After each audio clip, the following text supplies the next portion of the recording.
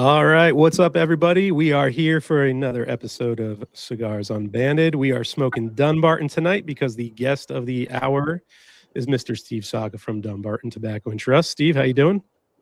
I'm alive. How's this time of the year for you, man? Are you just trying to get everything crammed in, unwind? I hate to be really scourgy, but I fucking hate Christmas. Oh, am I allowed to swear? Oh yeah, you can do whatever you want on this show. Oh yeah, of course. It's such a royal pain in the ass. This whole stretch from Thanksgiving through the end of the year, you're trying to wrap up all the things you're late on all year long. You're trying to lay the groundwork for next year, and then you just have 8 million different family obligations and things that you have to do. I think everybody feels tapped in the holiday season. It's hard not to. I mean, I don't think my situation is unique. I think we all feel it. Sure. However messed up your life is and how busy you are always busier during the holidays. Unless I guess there's some people. I mean, you always hear about those people that the holidays are very depressing for them.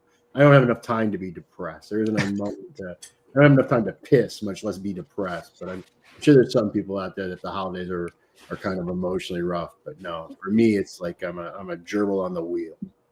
Yeah, because you were just overseas, or I don't know if it's overseas, but you weren't in the U.S., right? You were just in Nicaragua. Yeah, I just got back from Nica on Sunday. Okay. Is that pretty much like the final trip, kind of putting the bow on things for next year? Oh no, it's a final trip for this year. I mean, I'll be right back in January. I try to go monthly. Oh, you're still going that much? Yeah. Wow. I would have thought, I mean, I don't know if there ever gets to a point where you're a little less hands-on with being down there all the time, but I'm sure you like to be there to make sure everything is, going as it's supposed to be and kind of getting your finger on everything. Let's put it this way. If you leave people to their own devices, they will mess it up. Sure. They'll mess it up even if you don't go, but by going frequently, you tend to catch things sooner rather than later. I've never understood there's a lot of brand owners who are very hands off, and that's not who I am. Mm-hmm.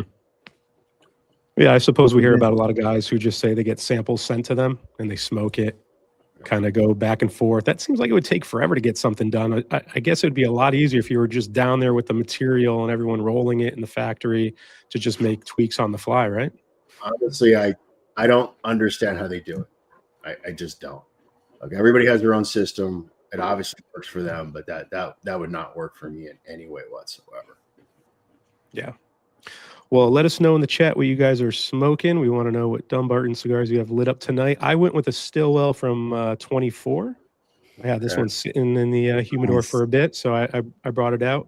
Carpy, what do you got lit up there? I've got the Fratanga, and I smoked this thing like right when it came out, and I wasn't in love with it, and everybody's smoked it since and said it's great, try it again, so I figured I'd give it another rip.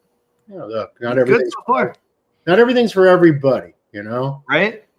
Do you typically like most of the Miqueritas? Do those work for you?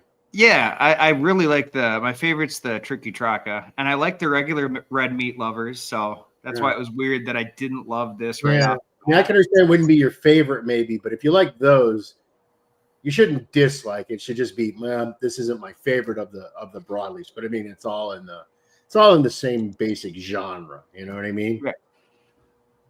Are you smoking a Fratanga as well, Steve? I am, actually. Yeah, Anna handed me a bag before she left today. She said, these are the cigars they have. And I said, okay. So I just, I don't know what you guys have. I have a Solito Red. I have a Bronze Back. I have Gorilla. Oh, I guess I have all of our nationwide releases. That's what she gave me. Okay. Yeah. Peter has more Dunbarton than most shops. That's what. Yeah. Yeah. I have a few Tupperdoors of your stuff, Steve. This is kind of a big deal to be having you on the show tonight. I'm not gonna lie. This is pretty cool for me. No, I really appreciate your money. Thank you. Yeah. It's a very good relationship. Yeah. If you need it sooner, let me know. I'm in Connecticut. I can drive it to you, and we'll make it happen. Felipe, what did you light up tonight? Tonga as well, man. Carpi decided to copy my sweater and my cigars. So Yeah, there, Roger. Guys are all aware. Oh, wait. What is that? A small batch? We are partnered with Small Batch. They do our monthly sampler that we do blind smoking with. Then you gotta wear the gear, man. You got to wear the You gotta wear the gear. you got to wear the gear, and you got to rep their store exclusive, just in case. yeah. Great cigar, though, man. Yeah, really good. How What about many you, of those Roger? Tupperdoors do you have at your at your sides, Peter, right now? I couldn't bring them up here, man. It would have been too much work. I shot a reel or a short the other day, and there was just 6 Tupperdoors out. There was like, I don't even know how many trays, but people are like, I haven't seen this much selection in Dunbarton in a local B&M. Like, you should either sell it to them or start peddling it yourself. But I'll find time to smoke it all, I promise. Roger, what do you got there lit up? So I really was debating with the Barba because I love that cigar and I wanted to smoke one that I knew was going to be great. But I was saving this one, the Dondurma Chubby, for like a special occasion. So what better time to smoke it than now, man? So That's see how right. this one goes. You just trying to give Ronnie a hard on. That's all you're doing there, man. I think Ronnie always has a hard on. Like he needs anyone stroking, for God's sakes. I can't argue with it though, because it's a damn good cigar. Love you, Ronnie. Oh, I'm sure he's watching. Mhm. Maybe. Michael, what'd you light up? I also lit up the Fratanga. Wow. Nice. Johnny, what do you got there? You went with the big boy. He's muted. He's still learning how to do There all you go, this. Johnny. You got it, Johnny. Yeah, you Here gotta you go, ask bud. your CEO if you can have talking privileges, you know. Yeah, I didn't mute in the myself. You must have can. muted me, Peter. I got the Nicarita. That's the new size, right? Yeah, the Yeah, Gorilla the Gordo. Gorilla Gorda. John, what do you have there? I got the Salida Red. So this is one of my favorite releases of the year. I gotta ask you though, Steve, how did it feel thinking you were done with podcasts for the year, only to remember you had to come on with our? I didn't remember. Somebody called me on it. I literally. Here's the problem. I'm still totally messed. I lost my phone, and I had to buy a phone last minute, and I had to try to get it to work because I was actually supposed to be on a plane like 3 hours from the moment I lost my phone. Well, 6 hours, but we spent 3 hours looking for it. So none of my syncing is working right. I have all sorts of IT problems. Like even now when I sat down, for some reason I got auto logged out on Microsoft. I had to re-authenticate my Microsoft app. It canceled all the credit cards were attached to my wallet. It just canceled. It just froze so many things. So my calendar is still not syncing between my computers, my iPad, and my phone. So I thought it was my last podcast. Now, when I had gotten back to the States, it would have popped right up. But, when I was writing the post, it was on my calendar. So no. Yeah, I was just thinking Steve was probably like, "Oh fuck, gotta get on with these guys." I will always make a podcast date unless I really can't. I think in all the time, like the many I've done over the years, I don't know that I've been unable to do maybe one for sure, maybe 2. So I mean, it has to be really something serious, like I'm dead and I don't care anymore, something like that, But Yeah. if it isn't a personal emergency, I always try to make good on those promises because I know you guys got to coordinate it. It takes a lot of I think Peter emailed me 42 times. Yes. Yeah. Before you ever got a response. I was very careful. And then finally I reached out to Dave and Dave was like, listen, if you want this to work, you have to do this. And he's like, read the instructions 10 times. I read them 20 times and I made sure everything was dialed in. Because that's the problem. What ends up happening, you get in with these people. Like, I want you to do a podcast. I say yes. And then they're like, well, what, it's just all the back and forth. So for me, what I need to know is really simple. What's the podcast? Who are the hosts? What is the day of the week you like to do your podcast? And what time do you like to do your podcast? Because my calendar is it's blood. It's murder. It's just so much red on my calendar that if somebody says to me, hey, it's Tuesday at 9:00, I can then look at, okay, what Tuesdays at 9:00 do I have available? And then I can hit you back with a date. But somebody giving me dates and me saying I can't do those dates and giving me more dates, it's too much back and forth. So Yeah. it's just, Yeah, that's for the sure. easy thing. The thing is, we tell people this and we write it. Those directions you got from Lafferty, we Yeah. give those directions to everybody, but they're still too stupid to follow them, right? And you're just making it harder on everybody here. Yeah. So once you did that, we locked in until my whole calendar syncing snafu. But like I said, Nice. corrected that within minutes, right? Yeah. Yeah. I always told my mom I wasn't too stupid. So here we go. We got it done. But before we keep going, I see a lot of people with the hashtag Saka in the chat tonight. We do have some goodies Steve sent over. We got 3 things we're going to give away. We got a nice Dunbarton mug here with the logo on it. Yeah, it's one of the new Judge mugs in the black. Yeah, we got the little Squatch here. This is the Yeah. green one. I have the cream Oh, that's color. awesome, I man. think there's a cream color Awesome. one too, right? Yeah, I made 4 different colors. I think the green one turned out really nice, and then there's one that's like a cream buttery color. That's the That one I turned have. out really nice. Yeah. I'm gonna make these ones now, and then I'll make the butter whatever ones later in the future. Yeah, Ronnie's my mug dealer. He always hooks me up when you get stuff. And then this is a box of Solita Reds we'll be giving away. So you only need to write in hashtag Saka once. Every time I roll, you will be eligible still. It will not take your name out of the drawing unless you win something. Then you're not eligible for the other ones. But we'll have 3 separate giveaways for that. We'll do that in a little bit. So we'll keep it moving. But it feels like it's been a busy year for you, Steve. I feel like every year is a busy year for you with just releases in general. Yeah, I gotta tell you, I think they saved my ass though. I mean, I know it's a lot, but look, it wasn't a good year. I'm just talking about industry wide. Last year was a tough year. We were blessed to be up. I think this year's even been a tougher year, and we're still blessed to be up. And I think it is all of those projects that I had this year. They really kind of saved my butt because, it was a lot. It was an overwhelming amount of stuff. So much so that, I mean, I punted on releasing the 10th anniversary, even though it's ready. I just can't ask people to give me more money. I mean, good God, how many more cigars can I release in 1 year? So I'll wait until February to abuse you on that one. Maybe March. Probably it's going to be somewhere in there. It's going to depend on the container loadout and all of that, export documents. But even the first quarter of next year, I mean, I've got the Toto Sostas DS double wide. I've got another fiddlehead, and then we'll have the 10th anniversary. So those will all drop in Q1. Question on the Toto Sostas DS. Is that going to be like a limited production type thing, a one and done, or is that going to be back into the rotation of being a regular?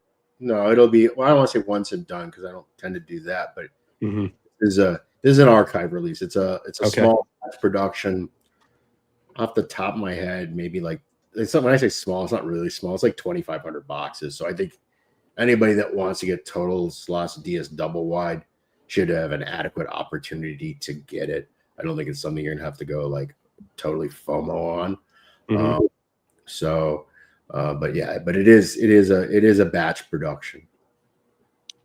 I will be going hard on that one. That's one of my favorite blends. That's not as easy to get anymore. My stash is dwindling on those.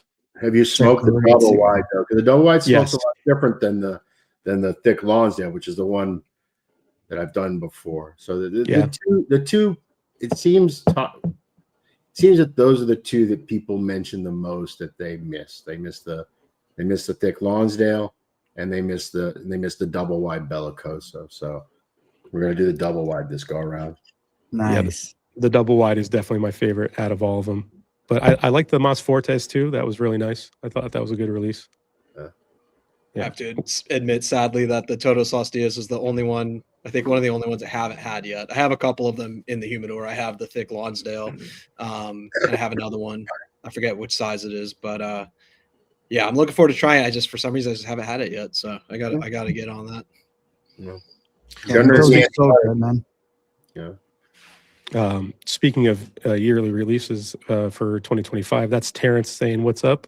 from Cigars Daily. You just had the Leche Bura release over there. It's been Yeah. doing really well. I know a lot of guys who smoked it really enjoyed it. That must have been a fun project to work on. Yeah, it's a nice one. It's I'd say it's like medium bodied, kind of creamy, kind of caramel, a little honey sweetness, a touch of molasses. It's a really nice cigar. It's very pleasurable to smoke. It's a good one. I mean, if you're a super strength junkie, you might find it too light. But I think that from a flavor perspective, it's bursting with a lot of flavor. It reminded me of the same vein of like a Dondurma, where it's just nice, pleasant flavors throughout. Nothing too strong. You're just getting good, consistent flavors, sweetness. The retro is nice on that one as well. I know Ronnie just beats that over over our heads. You got a retro, the cigar. We're like, we get it. It's on the box, Ronnie. We can read. But only 50% of Americans can read. Let's be honest. Yeah. I'm sure it's less if you're hanging out with Ronnie. You probably you need help with those words. But it's been a lot of store releases. I mean, you got to have probably the biggest portfolio of shop exclusives out of brands, I would think. I mean, part of the reason why is they never seem to die. Because normally when you're a manufacturer, you make an exclusive for a store and they kind of get a one and done out of it if you're lucky, or maybe a 2-time. But I mean, look, Dondurma, we're like in our 7th year on that one. I mean, we've made Barbara Amarilla now for 4, maybe 5 years in a row. 4, I think. I think we're on year 4 with that one. U-Boat, we've made for like 6 years, a U-Boat release. So, these cigars tend to garner an audience and a following, and they all seem to have sticking power, which ultimately means that it seems like there's a lot, but if you really talk like new, what was really like Fiddlehead was new, right? Kanalam was new. Leche Bura is new. But I mean, like even the Emerald Fish for Abe at Smoke Inn, it was the same cigar that we did last November. Just this year we did 3 times more, maybe 4 times more. So I'm very blessed in that way that we tend to do these releases and we don't just get the FOMO sales. We get the repeat continuing. People actually like it. They want to add it. They bought a 10-count box, but they like it enough. They say, hey, I want to buy 3 boxes so I have enough to get to the next year's release. And that's a very unusual scenario. In fact, one of the questions I ask every year of all these people that we do the repeat is, do you want to take a year off? It's kind of like, hey, because it's such a crowded marketplace, you want to take a year off, and they never do. I mean, I don't doubt it. I put Frog Juice in a 2-year cycle. Halligan, I think it'll be in a 2-year cycle, but we'll see. I mean, Brett doesn't know this, so he's gonna learn it here if he ever watches this. I'm gonna rework Halligan a little bit. I wanna do a Halligan 2.0. It was good, but look, I have the benefit of smoking it as bench samples and then initial production, and then smoking it a year and a half later. I think I can make Halligan better. So I want to do a Halligan 2.0. I think I can make that blend even better than it was. Just the same way as with Dondurma. I was chomping at the bit to do Golden Child. I know Ronnie loves Dondurma and it's loved by a lot of people, but I wanted a little bit more meat out of it. I wanted a little bit more bite. I wanted a little bit more oomph. You know what I mean? For me. So that's why I'm not going to agree. So for me, I will never change something that exists because there's people that love it. But it also doesn't mean that I won't go back and say, okay, I'm going to do something different. Same thing. Dondurma is, now called Golden Child. So you still have the original Liga, but you also have this adapted Liga. With Halligan, there'll be a Halligan 2.0. So that way, the customers know that they're getting something slightly different. And we'll see. Look, I say that I'm going to do that. Maybe I won't. Yeah. I mean, I enjoyed the Halligan quite a bit. Yeah, look, Halligan's good. I just wish it had a little bit more. I think it could just have a bit more to it, for me. when you're tweaking a blend or when you're thinking through that, is that the thought you have most? Is you wish there was a little bit more strength? Are there other things that you kind of have there been other examples of blends where you're like, I want to do this differently with it, or is it usually like you want a little more oomph out of it? It's more normally that I want a little bit more strength, a little bit more body. I want a little bit more richness. I mean, when I say it doesn't necessarily have to be strength, maybe it's just richness. Maybe just a touch more complexity, something, because that's what I feel with Halligan. I don't have a problem with the strength of Halligan. I just wish there was just another flavor element in there to hold my attention. Look, Halligan's a great cigar. A lot of people love it, but I think it could be better. And, and that's in hindsight. That's now, looking at it from 2 years ago and going, And look, you guys, how many Halligans do you smoke? You buy a box of Halligans, you got 10 Halligans, right? I've smoked 100 plus Halligans since its release, right? So I have a little bit more experience than the average Halligan or any of our release smokers, right? So for me, it's a little bit different perspective, I think, than the typical consumer. And the thing too is, as a consumer, you guys are so busy bebopping all over the place that I also think that it's very rare that you get really dialed in on a blend or a Liga. You know what I mean? To the degree that somebody that smokes it all the time or very regularly or very frequently, or because when I get in those kicks, I will smoke, like right now I'm smoking a ton of Coronas, because one of the things I want to do in 2026 is I had so much success commercially with the dopey Lancero collection. It's hard to get retailers to buy Lanceros. It's also hard to get retailers to buy Coronas. Yeah. So I think that, and I would love to, I have Coronas in almost all the blends, but we never released them because they don't sell. I had one. In the original Sober Mesa, we had a Corona Grande and Sober Mesa. It was one of my favorite cigars, but it just didn't sell that well because retailers weren't willing to stock it because it's a Corona. So it couldn't sell well, even though it was a great cigar. If they don't stock it, it can't sell. And they're reluctant to buy Coronas. So I think seeing the fact that they're so reluctant to buy Lanceros, but if I put 10 different ones in a box, they're like gangbusters, I think I can get away with the same nonsense on Coronas, where I can put maybe a pair of Tricky Chocolate Coronas and a pair of Sin Compromiso Coronas and a pair of whatever. And I haven't decided on Coronas in the mix. The only Coronas I'm certain are going to be in the mix is I have at least one totally, like I have a Muestra de Saka Corona that I love. I actually have two that I've never released because I knew that if I made a Muestra de Saka in a Corona size, it was just going to be a commercial flop. All right. But if I put it in a Corona sampler where there's 10 or 14 different, cigars, or maybe it's just 5 or 6 blends, but 2 of each, that'll be something that they'll find palatable commercially to put on their shelves. So like right now, like today I think I've smoked like 14 Coronas today. Yeah. Damn. Do you ever get tobacco sickness anymore, or is that just a bygone past? Is there like an amount or an amount of a certain strength of cigar that will get you? The only time I feel that is like if I'm on a boat and it's super hot. So it's the combination of it's really hot outside. I'm on the boat. The boat's doing this. You know what I mean? And I'm fishing, so I got the cigar in my mouth the whole time while you know what I mean? It never comes out. I'll sometimes get a little of it then, but no, it's very, very rare that I get any sort of nicotine sickness anymore. Yeah. 5 Saka cons smoking while you're fishing. Maybe that'll do it. Now we're talking. That's a wet dream for me. That's like Peter's night.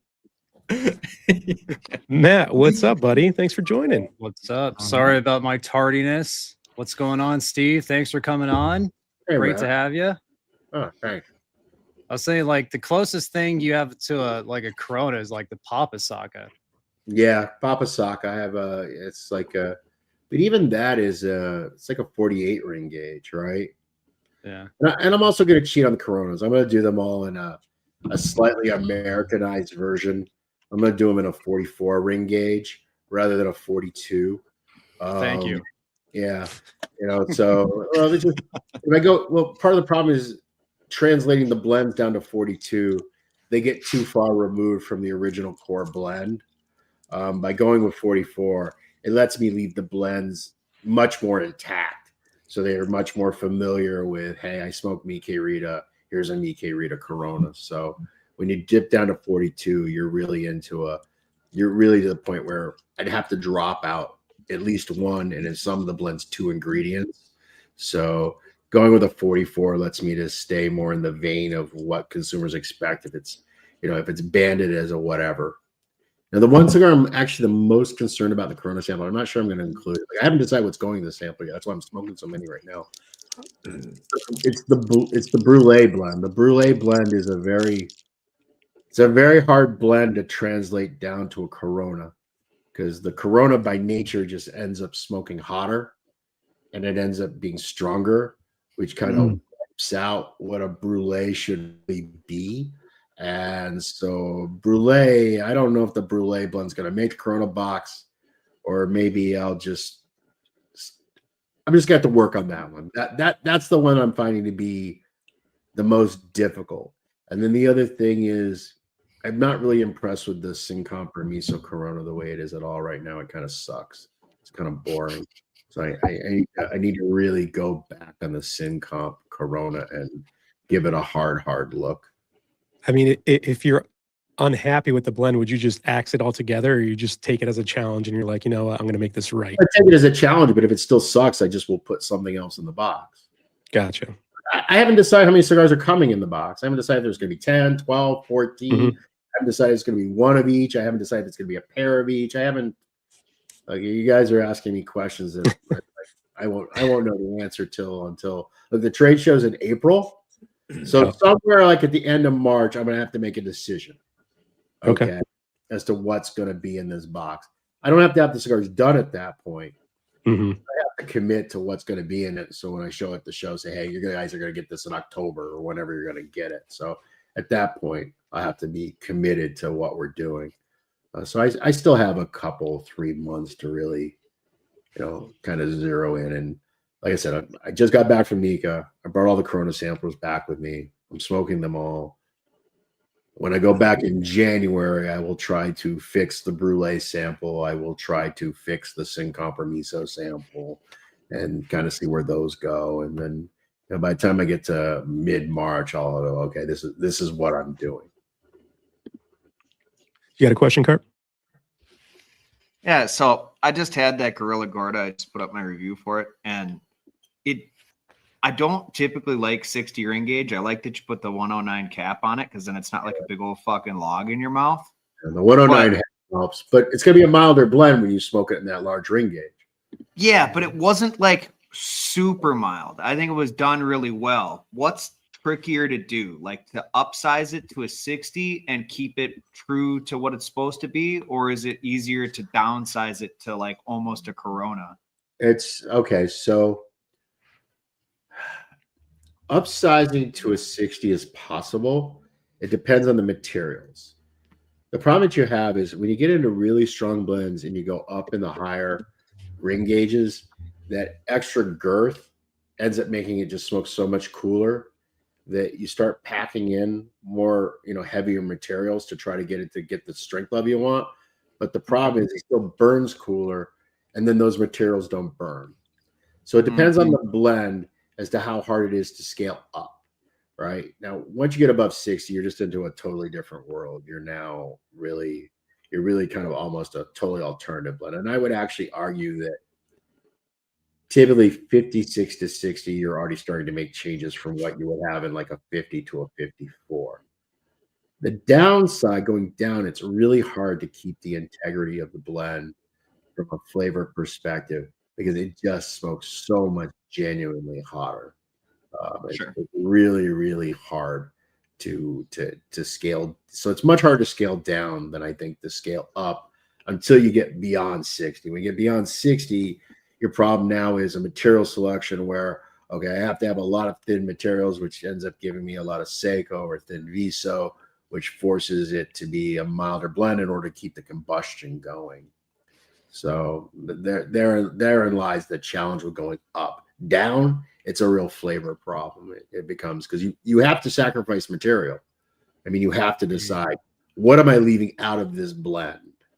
And a lot of times you're ending up leaving out some of the Ligeros because what ultimately will happen, the smaller ring gauge is just going to naturally smoke so much stronger that you get some of the strength. But it depends on the Ligero. Is the Ligero there because it's a huge flavor component, or is it there because it's a huge strength component?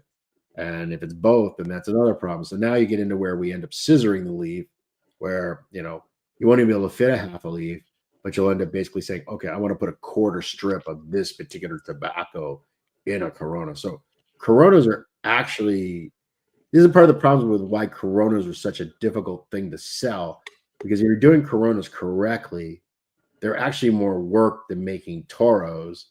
Sure.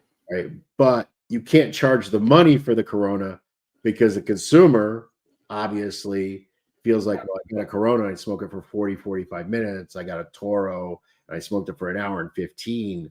Why am I paying this money when really the Corona, other than the weight of the leaf, which is only about a 15% cost delta at the factory level, the work is actually harder in the Corona. So that's always been the challenge with Coronas. That makes sense. They just mathematically don't work well for the consumer's perception. Gotcha. So then, What you could sell it for. Real quick, Carby, I'm sorry, I wanted to touch on that super chat. Can you bring that one back up? Yeah. Our buddy Sean runs a shop with his partner John, Relief Cigars, and they're doing a Dunbarton watch party for the episode tonight, and they're running a bunch of specials over there on all Dunbarton for the guys that are watching. So that's pretty cool. Shout out to Relief. Yeah, Well, thank you. I appreciate the support. that's awesome, man. Sean. What were you going to say? Just with when you upsize something, is it easier to do the lighter blends because you can stuff more Ligero into it? Without actually, lighter blends are always harder. So Really? mild cigars are technically more difficult than strong cigars because strong cigars hide a lot. The string lets you, when it's a milder cigar like a Brulee, it's much more challenging because a lighter blend, any sort of inconsistencies or any sort of particular flavor notes, they're much harder to control because they're so much more easily detectable. Whereas when the blend is really strong, it's kind of it's a place where you can kind of hide behind the string. So that makes sense. The blending of the mild cigars are actually much harder than the blending of the strong cigars. The challenge on the strong cigars is being more conscientious about your material selection so that it works well in the bunch. Because look, there's a lot of cigars that taste great and smell great, but they don't draw for shit and they don't burn for shit, or at least the way you want them to go, because you end up in those thicker materials and they can become very problematic for the construction. So as you go in the stronger blends, your challenge is, okay, how do I make this burn and draw the way a mild cigar would, how it should smoke, while I'm still using all these very, very thick materials to achieve this flavor or the strength profile I have. So you get more construction related issues in the heavier blends than you do in the mild blends. But from a flavor point of view, you have more challenges on the mild side. Gotcha. If you guys have any questions in the chat, please ask them. We will try to get them read. There are 260 people watching right now, so the chat is flying. We're trying to keep up, but we're doing our best around here. So, Steve, you said you're going to do that Corona set, possibly, right? You haven't picked out. Did you see success with the other sets that you released this year, the deep cuts and the essentials set? Look, I saw plenty of success. Whether the retailers did, I don't know yet. I guess I'm going to find out in January, February, right? Yeah. We sold the crap out of it. Look, it's nice that we sold it well, but ultimately what matters is, does it turn for our partners? Does it work for them? And the other thing too is, look, the two sets have two very distinct purposes. The essentials set is for the person that's really never smoked Dunbarton or hasn't smoked much Dunbarton. It's basically all of our core ligas in a Toro size. So it's a way for you to say, hey, let me try sampling of Dunbarton. I don't know much about the company. Let me see what's going on here. Because there's some very widely diverse cigars in that, all the way from a StillWell Aromatic to a Brulee to a Cigar. So, and what I would say to a consumer is, if you buy that essential sampler and you smoke all those cigars and nothing in there piqued your interest, just skip the whole brand. There's no reason for you to spend more money and go around, because I mean, if you don't find anything in there that may not be your favorite, but nothing that piques you and makes you interested, then yeah, we probably don't have anything for you. Whereas the deep cut sampler, that's just legitimately a box of my 10 favorite cigars plus word of Saka. That's what it is. So, I mean, people always ask me, what's your favorite cigar? Well, I don't, look, all my children, I love them, but there are some children I love better than others. So the cigars that are in the deep cut sampler are legitimately the sizes of the blends that I smoke the most frequently, right? I mean, there's some in there that aren't particularly large sellers. Muestra de Saka Naka Tamale has always been one of my absolute favorite Muestras. I still smoke more of those than anything else. I could have done Bewitched, but I smoke more Naka Tamales than Bewitched. So I mean, and you'll see there's some duplicates in there. I think there's a Papa Saka and a Saka Khan in there, right? So there's two Mikke Rita Blacks, because I genuinely, those are two of my absolute favorites. So it's really a sampler that is, if you want to know what I smoke, this is what I smoke the most of. This is my favorite cigars. That's definitely my desert island, because we get these questions all the time. Like, if you could smoke one cigar for the rest of your life, and usually Saka Khan is fresh in that top 3 of me going, what do I want to smoke for the rest of my life? That cigar is just always done it for me. It might be, I mean, my heart says it should be one of the Mikke Rita Blacks, by a Papa Saka or Saka Khan, but it could be a Tricky Traca number 648. There's just something about that 648 Tricky Traca. And honestly, it's the only Tricky Traca that I smoke on the regular frequently. Like, there's never a time I go, oh, I want a Tricky Traca Toro. I mean, I smoke plenty of everything because I have to. But if I'm like choosing for myself, I always grab the 648 in Tricky Traca. There's just something about that cigar that just, it gives me a chubby. I love it. That's awesome. Where's Ronnie? He's here. Right? He was in the chat. He was. Yeah. He's texted me like 6 times too. I'm not even going to look at it, because I'm sure he's like, "Hey, ask him this." Oh, He know what he chatted wants. something. I know what he wants. He wants you to pimp his versus thing. Well, he has been talking about that. We'll give him a minute. Go ahead. He wants you to pimp his Dondurma battle box. It's like it's a man. I know I should know this off the top of my head, but I did this shit like 6 months ago. But it's like 5 Dondurma versus 5 Golden Child in a particular size. What is the size on that? He's gonna be pissed that I don't know off the top of my head. But I want to say it's like 5.5 by 48. I think. Okay. I could be wrong about. Is it just coincidence that you gave one of your best exclusives to Ronnie, or do you like Ronnie? Stop. That's not how this worked at all. Dondurma was a test blend all the way back from 2014 when I was making the original cigar Sober Mesa.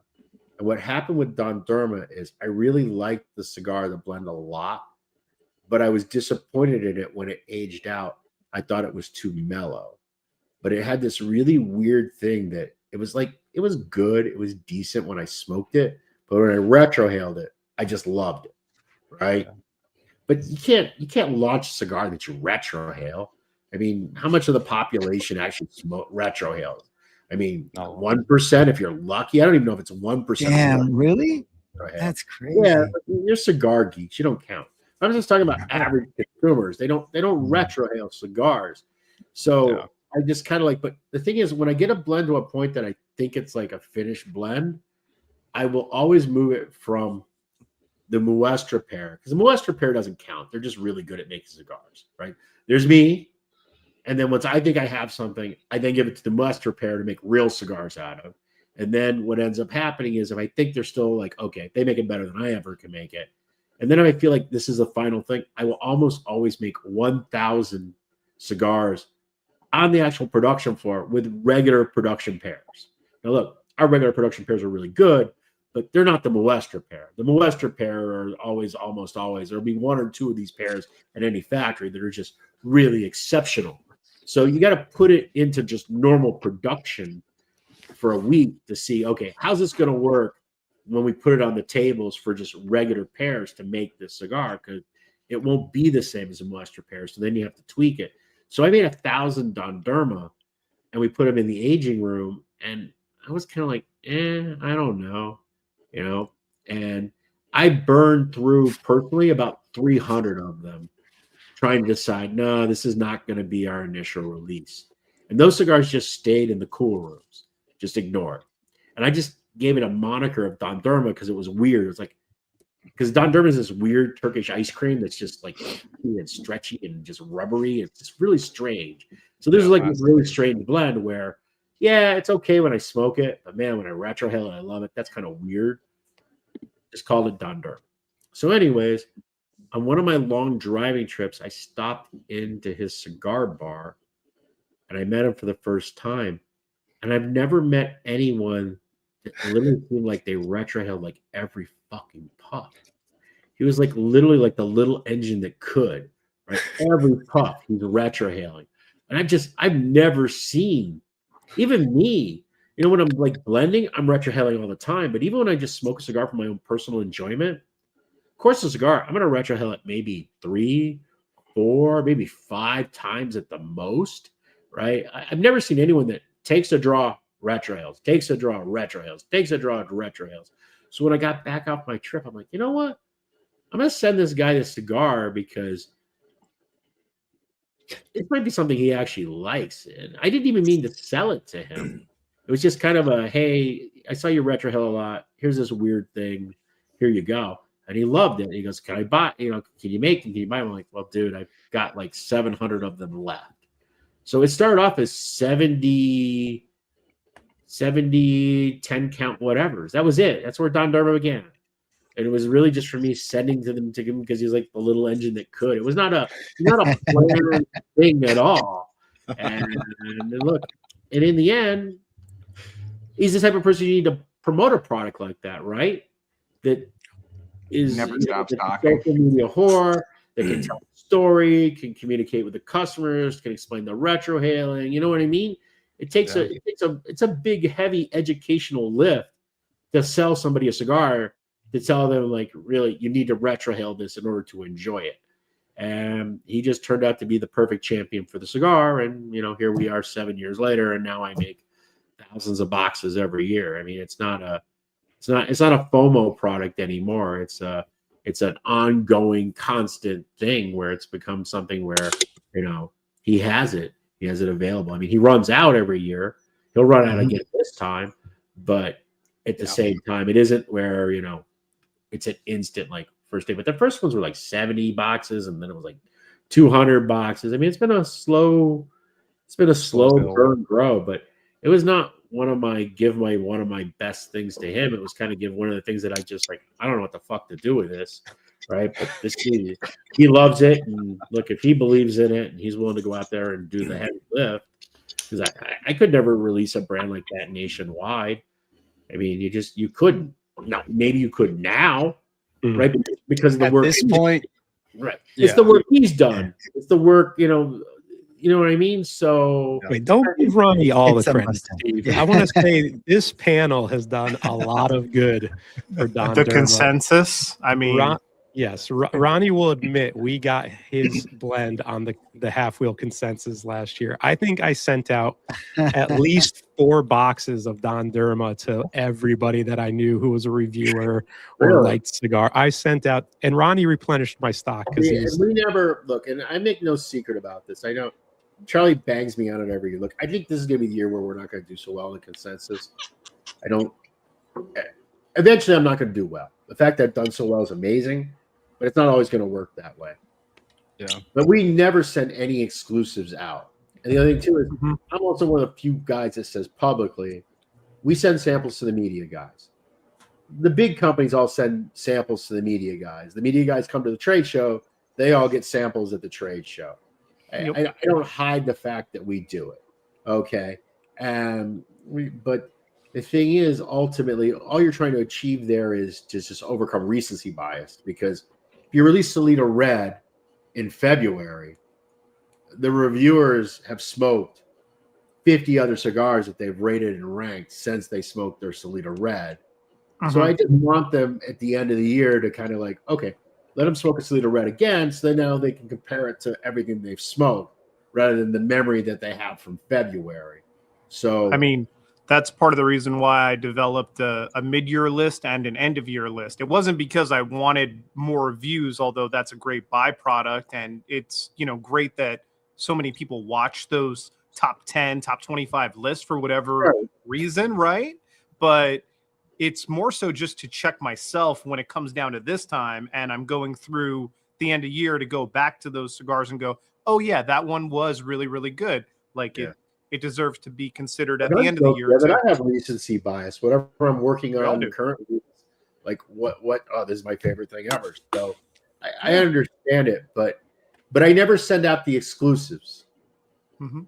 So we never exclusives are something that we just don't do. So the fact that Dondurma did so well, I don't know if that was Ronnie pimping you or you pimping Ronnie, but it's a good cigar. I mean, but ultimately, it's there's nothing I do other than, you know, made the blend and supervise the production on the cigar. But and it's an awesome box. It's a great looking cigar. The box is dope. What do you got, John?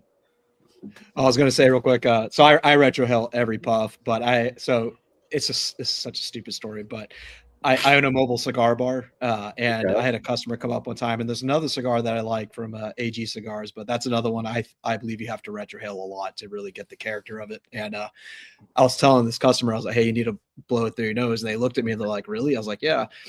And I kid you not, they put it in their nostril. and I was like, and they were, you know, I cough and everything, like, oh. And I've never tried that. Now I want to try. I'm not trying it on camera. I'm going to do that off camera because I don't think the results of that are going to be good. I was like, hey, maybe that's how people need to do the Dondurma from now on. You know, just the reverse retro. The reverse retro. We just coined that. The reverse retro.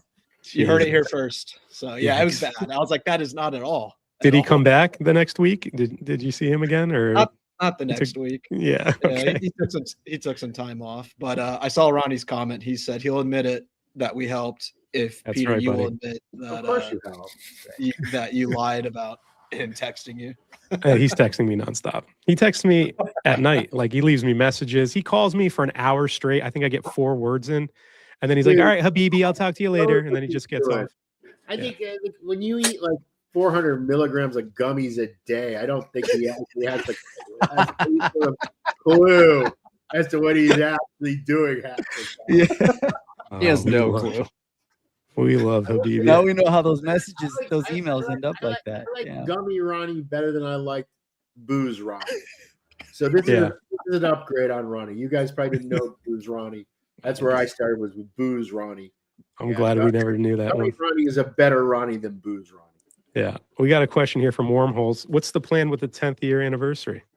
10th year anniversary is going to probably drop February, March. Cigars are long made. It's actually probably the blend I'm the most nervous about, because so traditionally when you make an anniversary cigar, you lean into your strength. You take a blend that is one of your favorites, you make it in a fancy size, and you put it in a very fancy box, and you charge 3 times more, and it's almost always a safe bet.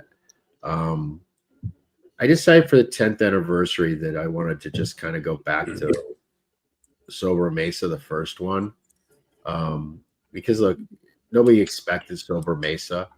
Everybody expected some sort of variation of Liga Privada when I first started the company. And I hit them with this kind of medium body, complex, nuanced, sophisticated kind of thing, like the Salida Red is this year. And I just decided, you know what? It's going to sell whether I do it one way or the other. Let's just do what we did in the beginning, really honor the 10th anniversary and, make a totally unique blend that's from left field that nobody's expecting, something that tastes entirely different than anything else in the portfolio. All different materials than anything we currently use, and also I decided to make it in the size that I liked it the best in was like a Cuban Corona Gorda, so it's like 5 5/8 by 48, which isn't exactly what you would consider an anniversary size. And I put it in a nice box, but I didn't spend crazy money on the box. It's in a box that's very similar to a Mi Querida Black. Nice box, but not what you would consider a typical anniversary presentation. Not that it looks like shit. It doesn't. It actually looks quite pretty. But I'm that blend I'm a little bit apprehensive about because I don't know how it's going to be received. But look, I get a lot of leeway because I make these crazy. I make StillWell, and I make Brulee, and I make Tricky Traca, and you know what I mean. So I think as a company, I've been able to make a lot of different ligas that are not really as interconnected. Like there's certain companies that kind of what the cigars are going to taste like. They have a very specific genre that's very popular that their consumers expect. I mean, I know I don't want to name brands, but we can all name brands that like if I buy like Pepin Garcia. If I buy a brand from Pepin Garcia, I expect the spicy, full-throated, kind of ballsy blend. That's kind of the nature. It's a little on the lean side, and I don't mean lean in a bad way, but it's just kind of the texture of the smoke. You know what I mean? There's certain things that you expect, and because I've been able to get away with all these different things, I was like, well, why wouldn't I make my anniversary cigar something totally different too? But with that comes risk. Just like, look, this year, the exclusive we did for Harrisburg, the Con Alam, that's a great cigar, but it's only a great cigar if you really like strong cigars. If you don't like strong cigars, that's a sucky cigar. You know what I mean? It's just too much. I mean, it's a bit of a beat down, So, I mean, the 10th Jubilee is going to be an interesting one to see how consumers receive it. It's going to be an interesting one.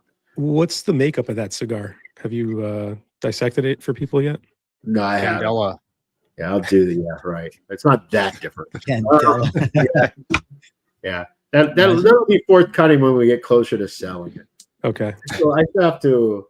I'm delinquent announcing the next year of. That's the next. Oh, I forgot about that. That's in Q1 too. So yeah, we have. I wasn't going to ask you until you had a few more glasses. I was going to see if we can squeeze it out of you, but let me tell you, this year of, it's a burner. What do you got, Michael? Okay. This year of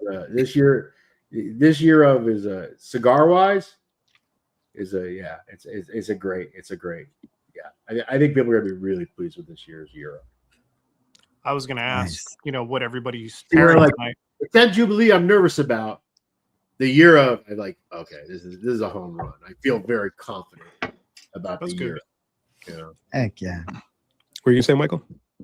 Oh, I was going to ask what everybody was pairing tonight. What's everybody drinking with their cigar? Coffee. Steve? I got some tea tonight because I'm a little under the weather. Lagavulin? Yeah. 11 years. Nice. The 11? Yeah, the 11, the rum cask finished one. I have also been doing scotch. The Macallan 110 proof that just came out. Very nice. Are you a scotch guy? Normally drinking some of this honeydew right here.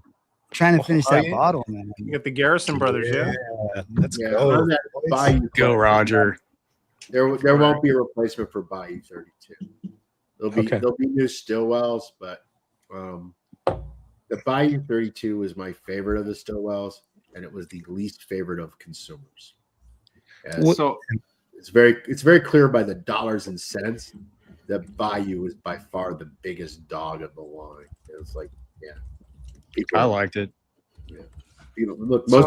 Most people didn't get it, and I can understand why they didn't get it. It's weird. It's got that. I think it's actually, of all the Stillwells, the one that most closely resembles the pipe smoking experience of a Virginia Perique, a vapor style blend. That bright citrus, almost lemon zesty, mild beginning, and then get about halfway through, the perique starts to kick in, and it gets that kind of plummy and a little heavy. It's a very strange cigar, but it's the one that actually, in my opinion, was probably the best one-to-one comparison to, hey, if I smoke a vapor blend in a pipe, and hey, I smoke a vapor blend in a cigar, it worked well. But I guess I shouldn't be surprised, because even in the pipe smoking community, vapors are something that are at the end of the spectrum, right? It's the thing that the hardcore pipe guys eventually get into these bright Virginia perique blends. And a lot of people never reach the appreciation of the vapor stage. So I guess I shouldn't be surprised, but yeah, it was a commercially, it was not, it doesn't do well. I mean, look, when we first released StillWell for the first 2 years, they all sold about equal. And I think that was because consumers were sampling them, saying, okay, try all these different StillWell blends, and they're all so different. But it became very, the Bayou is by far the worst seller. Then English was the next worst seller. And Navy's a decent seller, but aromatics were the way. The sweet aromatics were the ones that, like, they dominate the sales. They're the ones that the retailers order on repeat. We have a lot of retailers that only stock the aromatics. They don't even want to stock the other ones. Look, I don't blame them. If they don't have customers buying them, they don't have customers buying them. I am working, though. I don't want to completely abandon ship. So I'm working on a revised Navy blend. And I'm also working on a sweet English blend that, something that's English, but gives that consumer some sweetness. So we'll see where it ends up. I'm still in the middle of that too. It's a little bit, I'm running a little behind on that one. I don't know why, but when I first got into pipes, I don't know if it's because I had already been into cigars for a long time, but I went pretty much almost straight to vapors. I just found them to be, for my. It is the funny part about when people get into pipes, they always start off with this like really cheap aromatics. And aromatic tobacco in a pipe is actually the hardest to smoke. It's the wettest. It's the most gooey. Yes. It gets too hot too quickly. So the reality is, if you're getting into pipe smoking, you're much better off going with a mild English blend, okay, as a starting point to getting yourself comfortable with working with a pipe. And then if you want to go to the aromatics, you got to figure out the ones that aren't quite as aromatic, that are a little bit lighter touch on the casing. Or even if you want to get aromatic tobacco, just take a bowl full, right, which is roughly 3 grams approximately, and just put it on a plate and throw it in the microwave for 15 to 20 seconds to help it dry out a little bit, because it's really, really hard to smoke aromatic tobaccos, because you're trying to learn how to use a pipe, and you're also smoking the most difficult tobacco to smoke in a pipe. So I think a lot of people have very negative initial pipe experiences. And the other problem that you have is the quality of the pipe matters when it comes to pipe smoking. Okay. Yeah. So I would always say to a consumer, you should buy a Peterson or a Savinelli in about the $80 to $110 range. If you don't want to spend that much money, I understand. So buy a corn cob. Buy the $8 corn cob. It's actually going to smoke better than almost all the pipes. And I'm not saying there aren't some pipes like the ROPs and whatnot that are in the middle of the segment, but it's kind of a hit and miss thing. You get lucky and you get a good one. But most of those $30 to $70 pipes, they actually make your life harder. Yeah. Right. So you're much better off smoking just a Mershon, not a Mershon, but a corn cob to begin. I can't think of the brand name off the top of my head. M is sticking in my head for some reason. Missouri. A Missouri corn cob. That's where I would start. Or start with a decent Peterson Savinelli. Not even their cheapest ones, because even then you're into danger territory. You'll really want to go and spend $80 to $100, $110 and get a reasonable pipe. Because the reality is, once you get into pipe smoking, there is a reason why those pipes cost $300, $400, $500. Those pipes do smoke better, but that's too big an investment when you're just trying to get into pipe smoking for you to do that. Plus, you also don't know what size you like, what stem length you like. You don't know what shape you like. So before you start getting into buying these 300, 400, 500, even they go up to thousands of dollars, right? But I think the sweet spot for like really good quality pipes is right between like 350 and 550. That's like where, okay, you're at the top, you're at the best quality. Anything beyond that is artistry. That anything beyond that's a particular pipe maker. You know what I mean? But you are getting like, it's the same thing with cigars. I think once you're in that $15 to $20 segment, you're at top tier at $15 to $20 in a non-tax state. Everything beyond that is for whatever reason, marketing, because you want something, yada, yada, yada. But 15 to 20 is like you're at the top tier cigars. I think in pipes you're sitting between 350, 550, right in there is where you're in the top tier of pipes. Yeah, I also think for newer smokers, and you all can chime in on this, but I think the 3-2-1 packing method's bullshit too. Like that actually caused me more headaches than it helped me, and that's like 90% of what YouTubers say is to do the 3-2-1. You know, and for me, it's so complex. Yeah. Because it depends on the texture of the tobacco. Yeah. It depends on the wetness of the tobacco. It depends on so many different things. The bowl diameter makes a difference. The depth of the bowl makes a difference. The drill hole size, how many millimeters makes a difference. There are so many factors in trying to figure out what you like and what you don't like. It's really getting into pipes is really, really hard. And that's why most people try it and they give up very shortly because they get huge tongue bite. They can't keep the damn thing lit. It's a very unpleasurable experience for most. And look, now at least we have the benefit of Reddit and all sorts of, the smokingpipes.com people.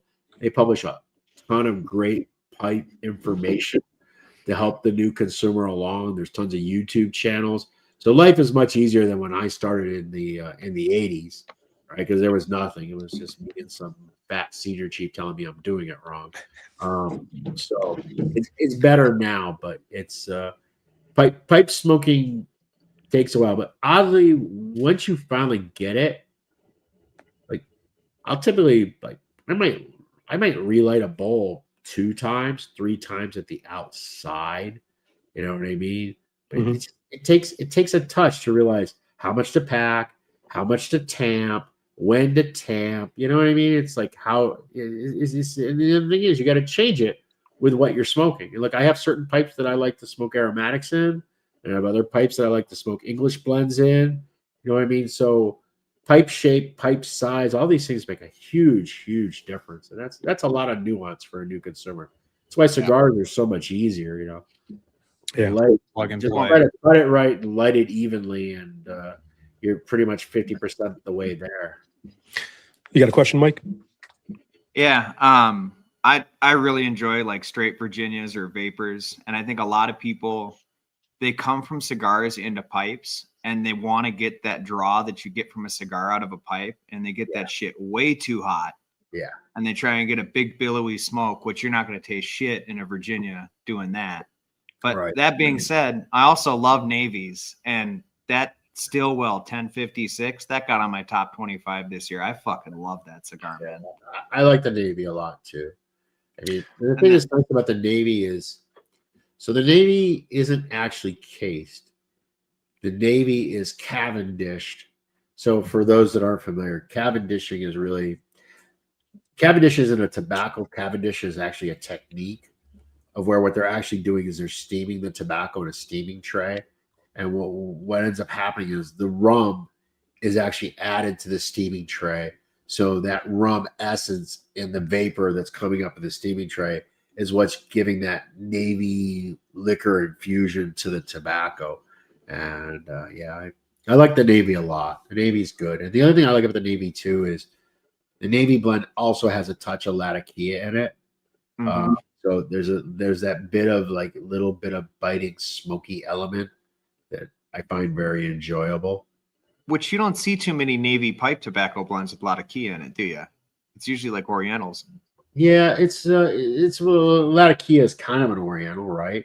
It's a smoked. But I think I don't know off the top of my head. I think a lot of Navy blends have like they're like little though. It's like 10% Latakia. It's a small touch of Latakia.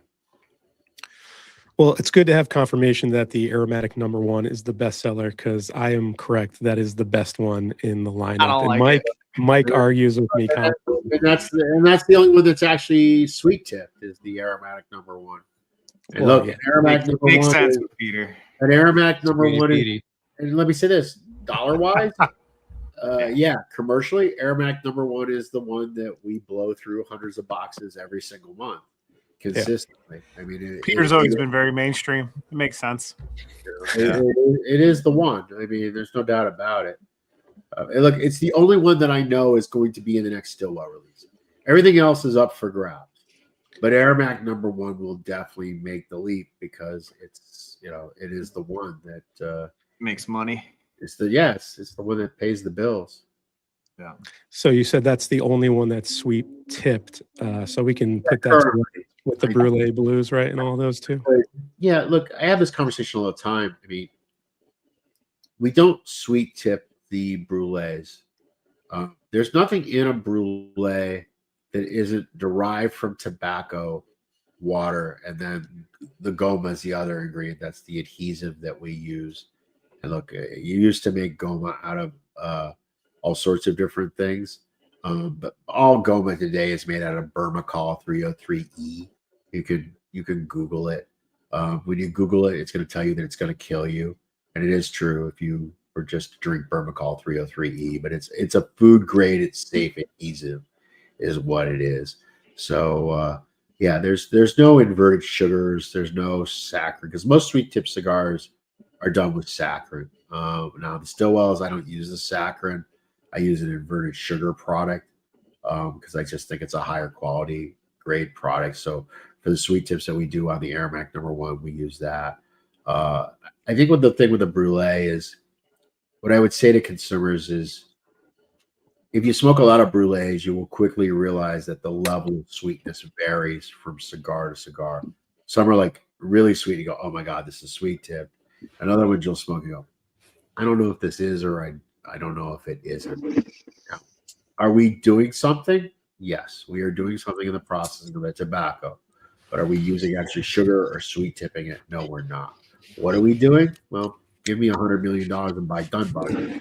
Teach you what we do, because nobody else is doing what we're doing. You know what I mean?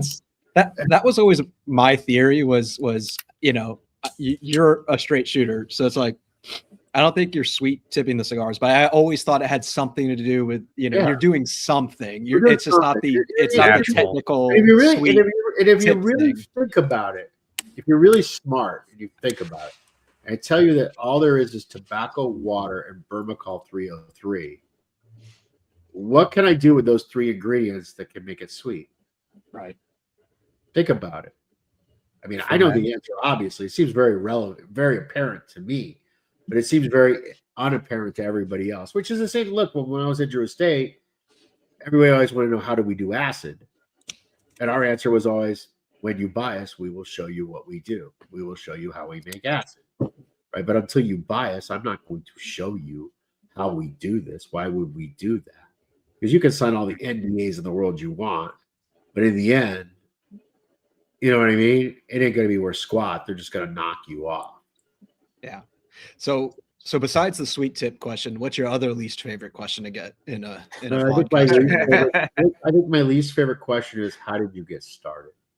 I've been literally asked that question 1,000 times. I was gonna guess it's when are you reuniting with Nick Melillo to do a collab? Yeah, probably. Look, probably never, because I don't see how it benefits Nick, and I don't see how it benefits me. Yeah, I'm not actually asking you. That was just my guess. Look, Nick is a very talented young cigar maker, and he's going his own path. And I know consumers have this weird concept that they think that if so-and-so did something with so-and-so, that it's going to make a beautiful baby. But I don't think that that's actually true. I think that people that smoke Dunbarton because they identify with what I like and what I do. And I think at the same time, they can also appreciate what Nick does and what Nick does. You know what I mean? For the benefits of that. I don't think that, I always say that, Picasso was a very talented artist. Rembrandt was a very talented artist. I think both of those guys on the same canvas just end up being an abortion, because I mean, who takes the lead in that situation? Who drives the end product? What I would say is smoke a Tabernacle, smoke a Mickey Rita Black is what I would say. You would enjoy both of them for what they are. I think that most of these collaborations are they're really bullshit. Legacy. They're a marketing thing. They're an easy thing to get sales out of. But I mean, I've been smoking cigars heavily now for 4 decades. I'm trying to think, was there ever a collab where I felt like, oh my God, this was amazing? I can't, in 40 odd years, I can't think of a single one off the top of my head. Maybe I'm being uber critical, but I can't remember when they're like, oh my God, that was so amazing. I got to buy 4 boxes, 8 boxes. I got to have it in my humidor. You know what I mean? I can't think of a single one where I felt that way about it as a consumer. And so, yeah, it sells great out of the gate because you have the marketing aspect of it, but does it actually make a product that's actually something that consumers go, oh my God, this is fucking amazing. I can't believe this. I haven't seen that in the last 40 years. This is the same thing with the vast majority of celebrity cigars. Vast majority of celebrity cigars are really just kind of meh at best, And there have been a few good ones along the way. Yeah, there have been a few good ones along the way, but for the few good ones along the way, there have been an awful lot of sucky, suck. The Piv, the Jeremy Piven cigar. How was it? I didn't smoke it. I don't even know you. I'll send you one if I still have one. It's okay. I'm sure you do. Yeah. I don't know. That was a tough one for them, for Illusione. But going back to the pipe stuff real quick before we keep moving on to cigars, would you ever consider doing tin tobacco with Cornell and Deal? Cornell and Deal has been we've talked about it off and on for 5 years. I will be honest with you though, if I do it, it would really be it'd be like most cigars brands. It'd be basically me saying, I like this, I don't like that. Look, Jeremy he's a pipe tobacco blender. That's what he does for a living, right? So the reality is it's me saying, hey, Jeremy, I really love this. These are my 8 favorite pipe tobaccos you make. These are some of my least favorites. This is kind of where I'd want it to go.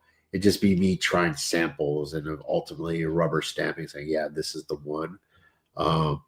So I really wouldn't be able to take credit for the pipe tobacco blend in any more than just me saying, yeah, I really, really like this.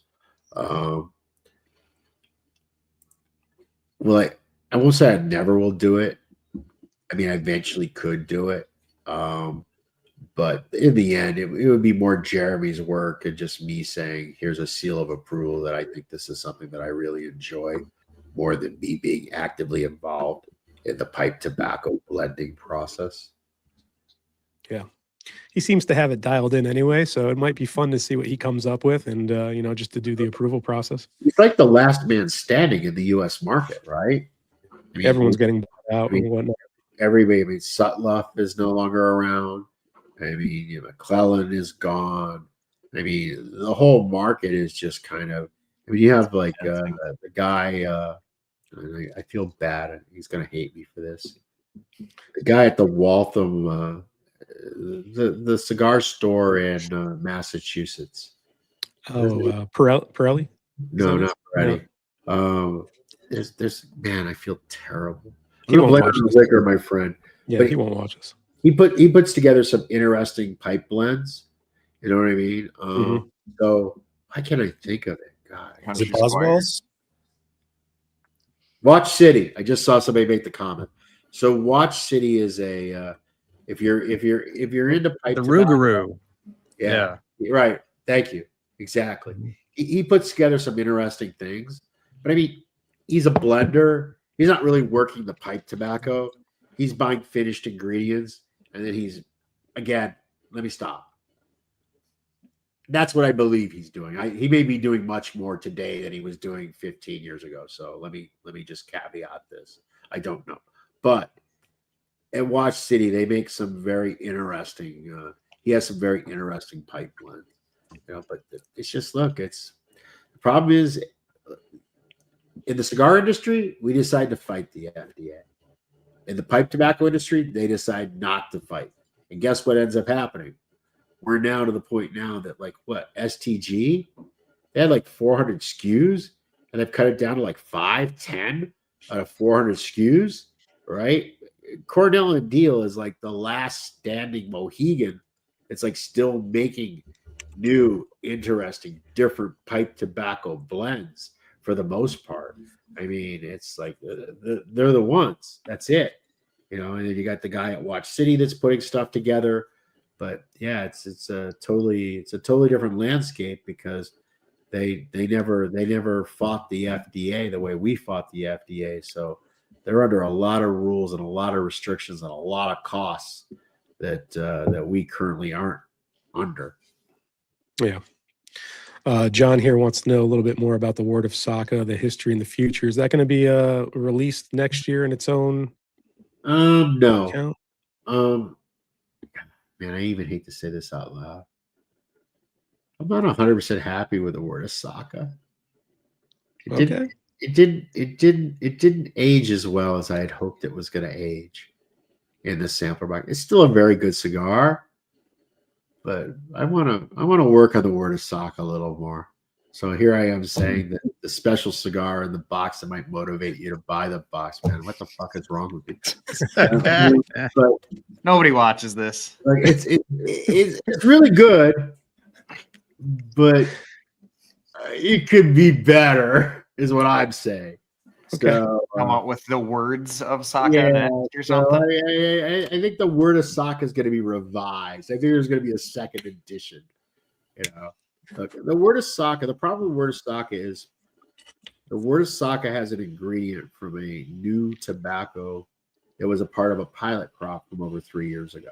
And it's a tobacco that I was really very intrigued by.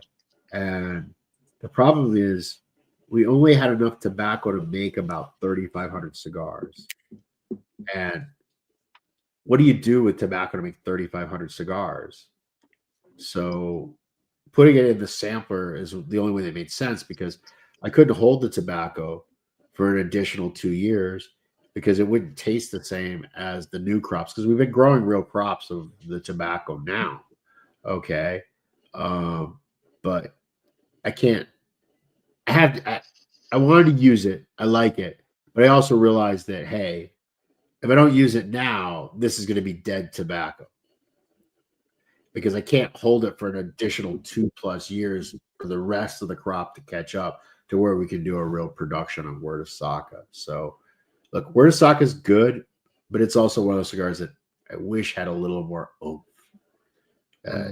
Coming off the bench was a little bit more of a bolder expression than what's currently in the box. Now, look, some people are going to smoke it; they're going to love it the way it is, but they're wrong. I know I can do a little better on that one. Well, that's refreshing to hear. I mean, you're not satisfied with the product. You can improve upon it, or you think you can. So why not go back to the drawing board? I mean, it's not going back to the drawing board. It's really just minor things. Yeah. Yeah. In fact, I actually worked up new Word of Saka adjustments on this trip down just this last week. So the problem is they're all just so soupy wet right now. I can't even smoke. But, yeah. We got a question from Ted. He said his wife is getting into cigars. What's a great Dunbarton stocking stuffer for her? Okay, I mean, look, the safe bet is Brulee, right? I mean, Brulee is pretty much the kind of like the gateway drug for a lot of people.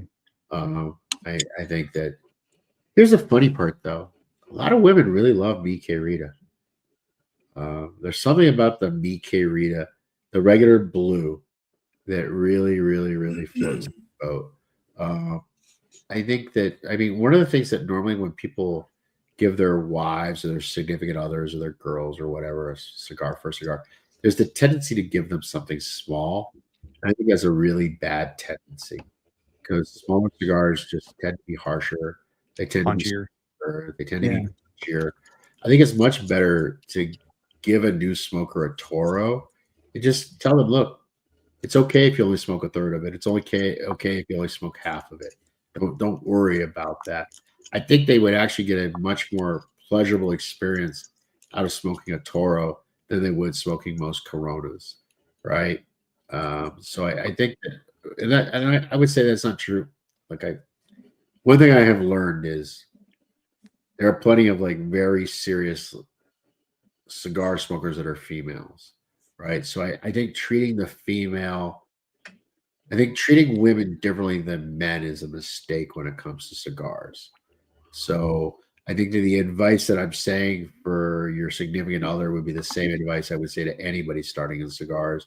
You're much better off smoking, even over a Robusto, you're better off smoking a Toro, just chucking the last 2 inches of it, because that extra inch of length, it doesn't seem like a big deal, but it makes the smoke so much cooler in the beginning. You have all that extra filtration, natural filtration of cooling the smoke down through the barrel of the cigar, that it just makes it a much more easy experience for a cigar smoker.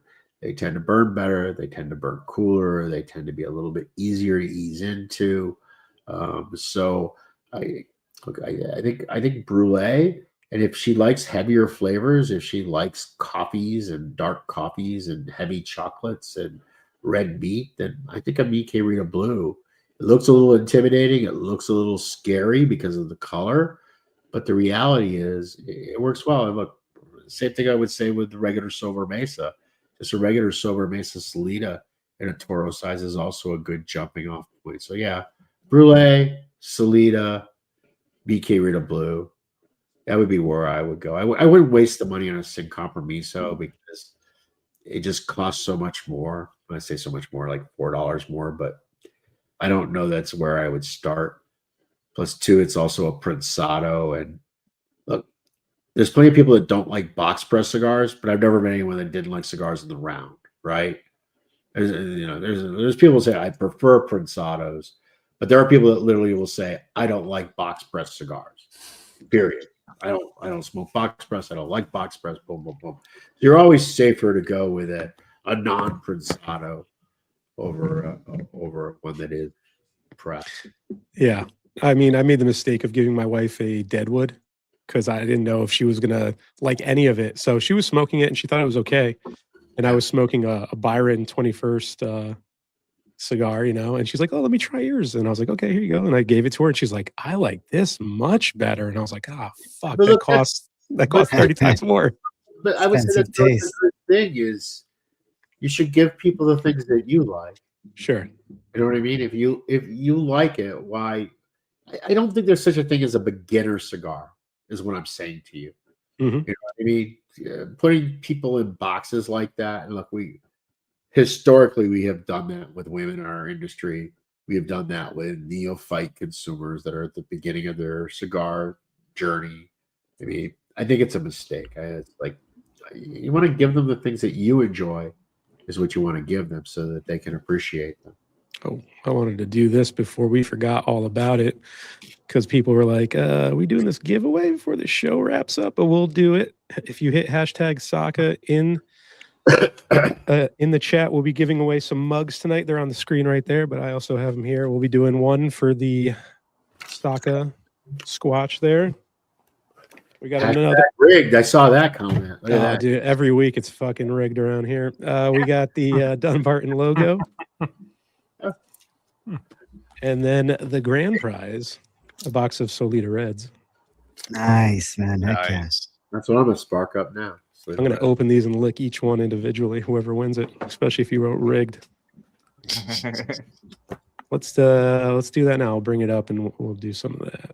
If you guys on the panel have any questions, feel free to ask them now while I'm trying to get this going.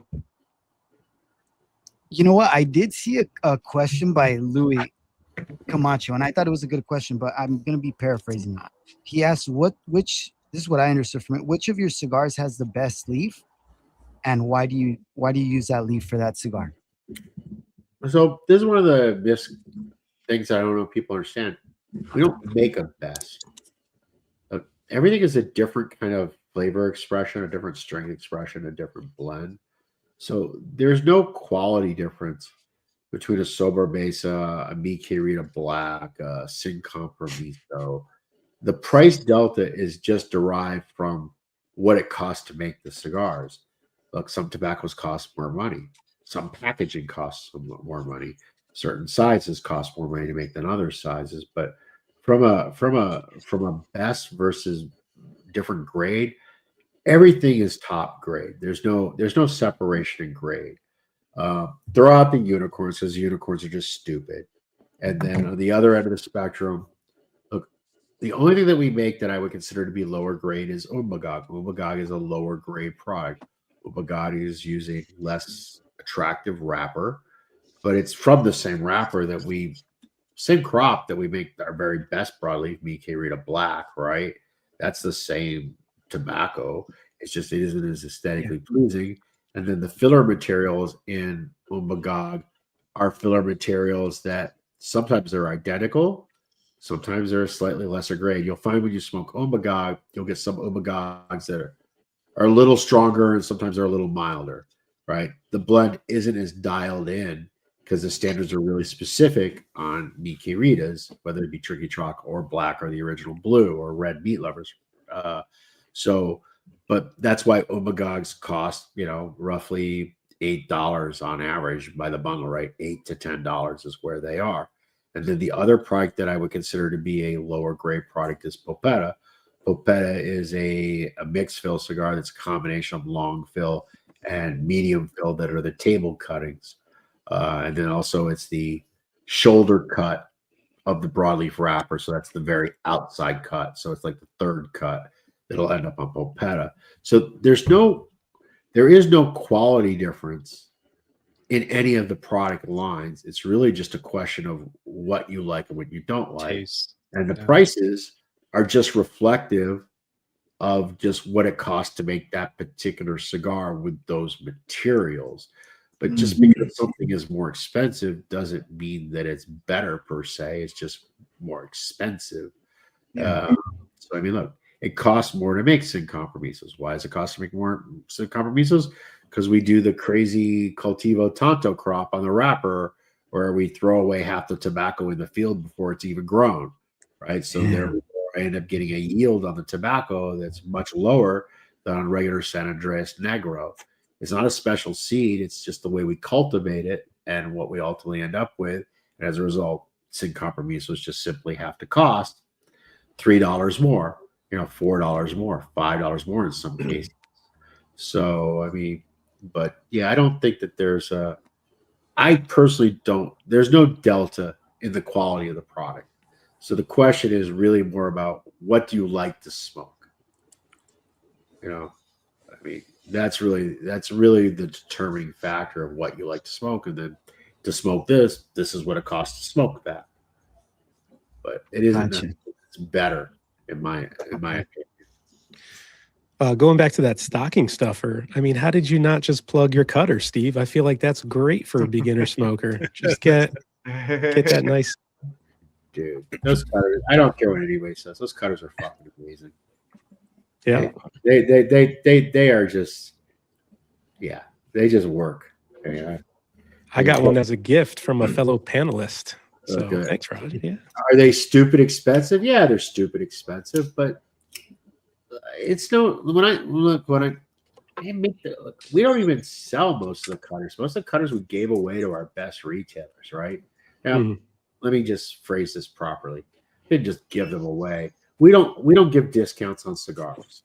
So when they would come to the trade show, if you spent so much money, you would get the cutter, right? So, but we sell some to some of the retailers that go through a lot of them, but it's no different than a pocket knife. Yeah, I like pocket knives, right? So what do I have in my pocket knife? I have a little Sabenza, right? Oh, damn. Oh, nice. Okay. Look, does it cut better than a Spyderco? Probably not, right? Yeah. But does it cut away? So Spyderco Benchmade's kind of a grade, and then you have like Sabenzas and MKTs, and those knives, which are the next grade. You know what I mean? But look, there's a difference.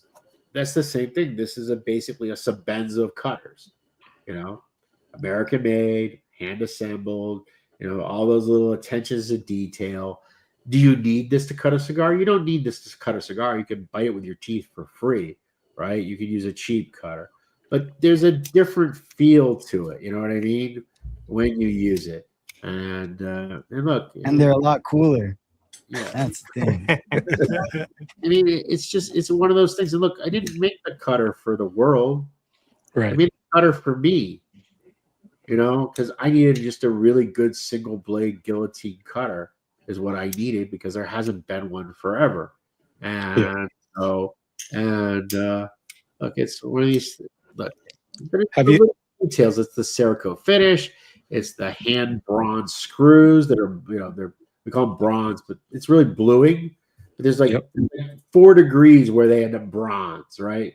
So you have to really pay attention to when you're heat treating those screws to get them the bronze color. Well, guess what? To get them the bronze color, it costs money. Oh, yeah. The same way as to do the little stupid gold fill on the logo. That's money. Would it be much easier just to etch it and let the bear, show through? Yeah. So the cutter is it's man jewelry. That's what it is. It's a kit. Is it necessary? Is it essential? Is it critical? No. It works really well though. Yeah, guys love EDC stuff. Fancy knives, cutters, wallets. It's all part of the swag for the day. Yeah. Dude, when Saka was gonna pull out that knife, I'm like, how sick would it be if he pulled out like Chris Reeves? And bro, sure enough, that was cool, man.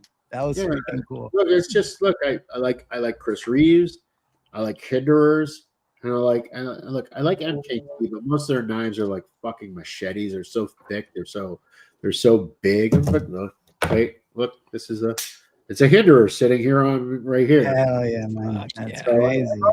I've always been ever since I got my whittling chip out of Cub Scouts when I was 8 years old, I've always had a knife in my pocket, right? And look, and I think like every consumer, we all make a decision as to where we're price comfortable, right? Mm-hmm. So I think if you're a knife guy, I look at Benchmade Spyderco being kind of like, here you're at a point where these are really, really good knives. But most of the stuff below that is really kind of a subpar product. Yeah. I'm not saying there are some great knives, but for the most part, they're not the same grade. And then you have a next grade, which is kind of like that mid-tier where it's hand finished in the end, it's hand sharpened like a Chris Reeves or something like that. And most of those knives, they cost somewhere between like $400 to $600, right? And for me, that's like my comfort spot where I feel like, oh, this is where the value curve works for me. I feel the quality, I feel the difference. And then you start getting into, the next tier up where you're into that $1,000 tier, like a Grismo Norseman or something like that, right?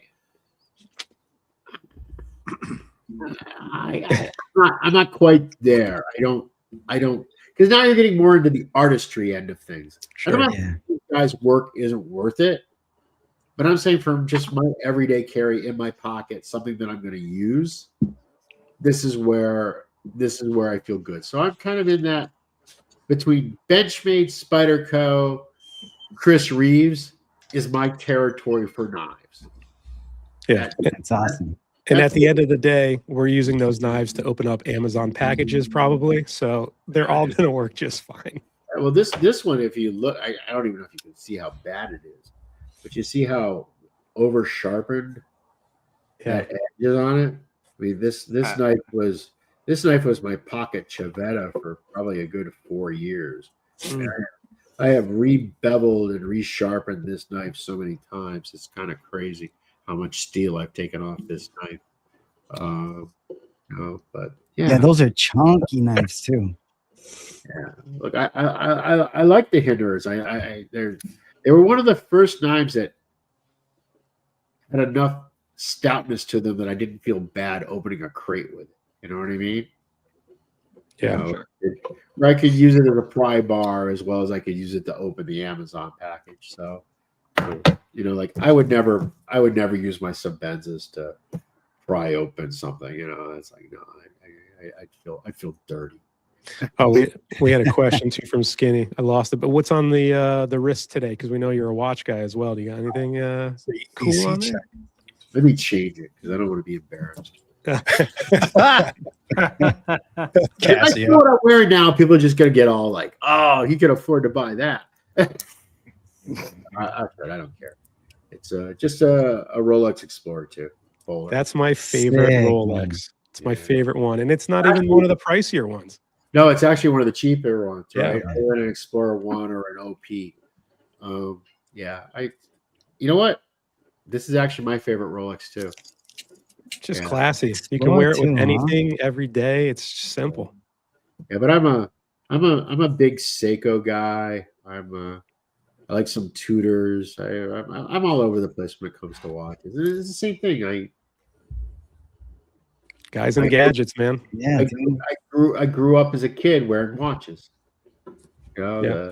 The F91 from Casio, and Timexes, the Iron Man and all that stuff. But the only watches, I love watches. I think the thing I actually collect the most of now is probably vintage Seiko. I'm really vintage Seiko because it's the watches when I was a kid and I go to the Whackers dime store and they have it for $75 and I couldn't afford to buy the $75 watch. So here I am now as a 6-year-old man. I'm buying these dead stock, new in the box, never worn watches from like the 60s and 70s. So I spend stupid money on Seiko, which is kind of crazy. That's cool. But Seikos are great. yeah, look, Mhm. I just even new Seikos. The Gene Kranz's. I love Samurais. I'm a huge Willard guy. I'm much more a Willard guy than a Turtle guy. For me, the Willard's I've always liked the case of the Willard better than the Turtle. So yeah. Did we touch on this one? Our buddy Alex Glez had a super chat. Yeah, that's a very common question. So I try to make a habit of smoking one cigar a day that isn't mine. So, and I normally make it my second cigar of the day because I don't want my first cigar to suck, the one I'm having with my morning espresso. So I want to I have a safe bet there. Because look, a lot of times the cigar that I'm smoking is my second cigar. It's not a cigar I'm familiar with. It's something that was given or gifted or I picked them in a shop. Because look, one of the questions I always ask shop owners, hey, what do you find interesting? What's doing well? Okay, let me grab a couple of those. So I'll normally smoke something as my second cigar of the day that isn't mine. But actual all the time, not all the time, but I still there's a couple Padrones I really smoke. The 1926 #1 in Maduro. I still love Fuente Don Carlos. I don't have anything in my portfolio that mimics that Cameroon flavor. So that's something that I really enjoy. Some Tats every once in a while, some of Nick's stuff every once in a while. But the truth is, I smoke almost the vast majority. And I also still smoke. I don't smoke often, but I'll still smoke in an average month 3 or 4 Habanos when I feel like something really mild or nostalgic. But our portfolio's gotten to the level of diversity where it covers most of my smoking needs. So I don't, if you asked me this question, 10 years ago, and I just had Sobremesa, I was smoking a lot of other stuff. But as we have added things to the portfolio, it's kind of made it where I don't have the necessity to give other people money and smoke more other stuff. But I still try to make that second cigar of the day something I haven't smoked. Yeah. I mean, with recent news too, there might be Cameroon available. I think would that be something you would look into maybe doing since you don't have it in the portfolio? The challenge with Cameroon, look, my reason why I haven't done Cameroon in the past is because it's been very hard to get a reasonable, guaranteed supply of high quality because you were always at the bottom of the pecking order. I mean, you always had, Fuente, Altadis, and our friends at La Aurora that were their long-term customers and always got the best. So in any given crop cycle, you're always kind of picking last. And there was never a way. You get some crop cycles where you'd be able to get plenty of cherry stuff. It was still remaining. You get other crop cycles where it was all kind of shitty little pequeño stuff. They're like, what the fuck am I going to do with this? So I don't like to get into tobaccos where I can't, in reasonable integrity, to keep the blend going. So that's always been a problem. Now, maybe there's an opportunity. But then the other problem you have is consumers today smoke such stronger cigars. Even the mild cigar smokers today don't smoke as mild cigars as they used to smoke. And Cameroon wrapper is a very delicate wrapper. So therefore, it dictates that you make a milder blend. And most milder blends don't fare well on average. Particularly when you're a small company like us. Milder blend, like it's one of the reasons why the fact that Brulee is done as well as it's done is really kind of stunning, because I can guarantee you, had I released Brulee in our second or third year, it would have been a total flop. Wasn't enough built-in customers to give Dunbarton the recognition, because look, the entire 50% of the cigars are Connecticut shade mild cigars. That's what they are. But that is the venue of the big companies. They are the ones that own the playing field. It's very, very hard for a small company to be successful with a Connecticut shade cigar. It really, really is. So it's kind of good that we have been with Brulee, but I don't think we would have been had we released Brulee early on. I think it would have been a total commercial flop. There's a lot of fans of Pulpeta. Have you ever thought about doing a larger Vitola? Look, I can actually make Pulpeta all the way up to 52 ring gauge. Oh, no way. Yeah. But here's the problem. Then it doesn't serve the function that it serves. Because Pulpeta, what I'm able to do is I'm able to use those outside cuts of the broadleaf. And those outside cuts of the broadleaf consistently will only let me make a 4-inch cigar. So now, if I got to use the inner cuts of broadleaf, and that's wrapper that could have gone on a Mickey Rita. So now Pulpeta ends up, the price point on Pulpeta now ends up sucking a cut of wrapper that literally, because that tenderloin cut of broadleaf, depending on the crop and depending on the yield, I'm basically indexing out at about at the low end 98 cents a cut, at the high end sometimes $1.22 a cut. Okay, that's actual true cost at the factory level before we actually make it into a cigar, and then we margin it, and then the retailer margins it. So to make a larger Pulpeta makes Pulpeta no longer an economical feeling cigar, right? If you make a Pulpeta with that kind of wrapper on it, then you end up in a totally different world. So it doesn't make sense, because for me, Pulpeta is not something that we make all the time. Pulpeta is something that we make as we have enough wide leaf that we can get the shoulder cuts out of. It's the same way as Umbagog. In the beginning, when we started Umbagog, we would go 4 months without any Umbagog. We only made Umbagog when we had wrapper that would end up being what I would classify as Umbagog grade. Right now we make so many broadleaf cigars between all the meat queridos and the red meat lovers that there's now always Umbagog grade tobacco. So we're making Umbagog consistently, but that isn't the way Umbagog began.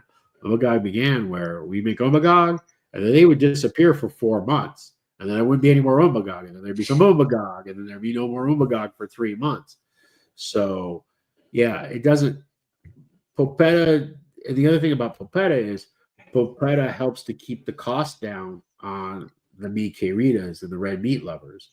So if I now try to make larger Pulpetas, okay, then I'm not getting the cost savings that I'm getting on the others. So then the price of the others are going to respectively go up, and the price of Pulpeta is going to go up.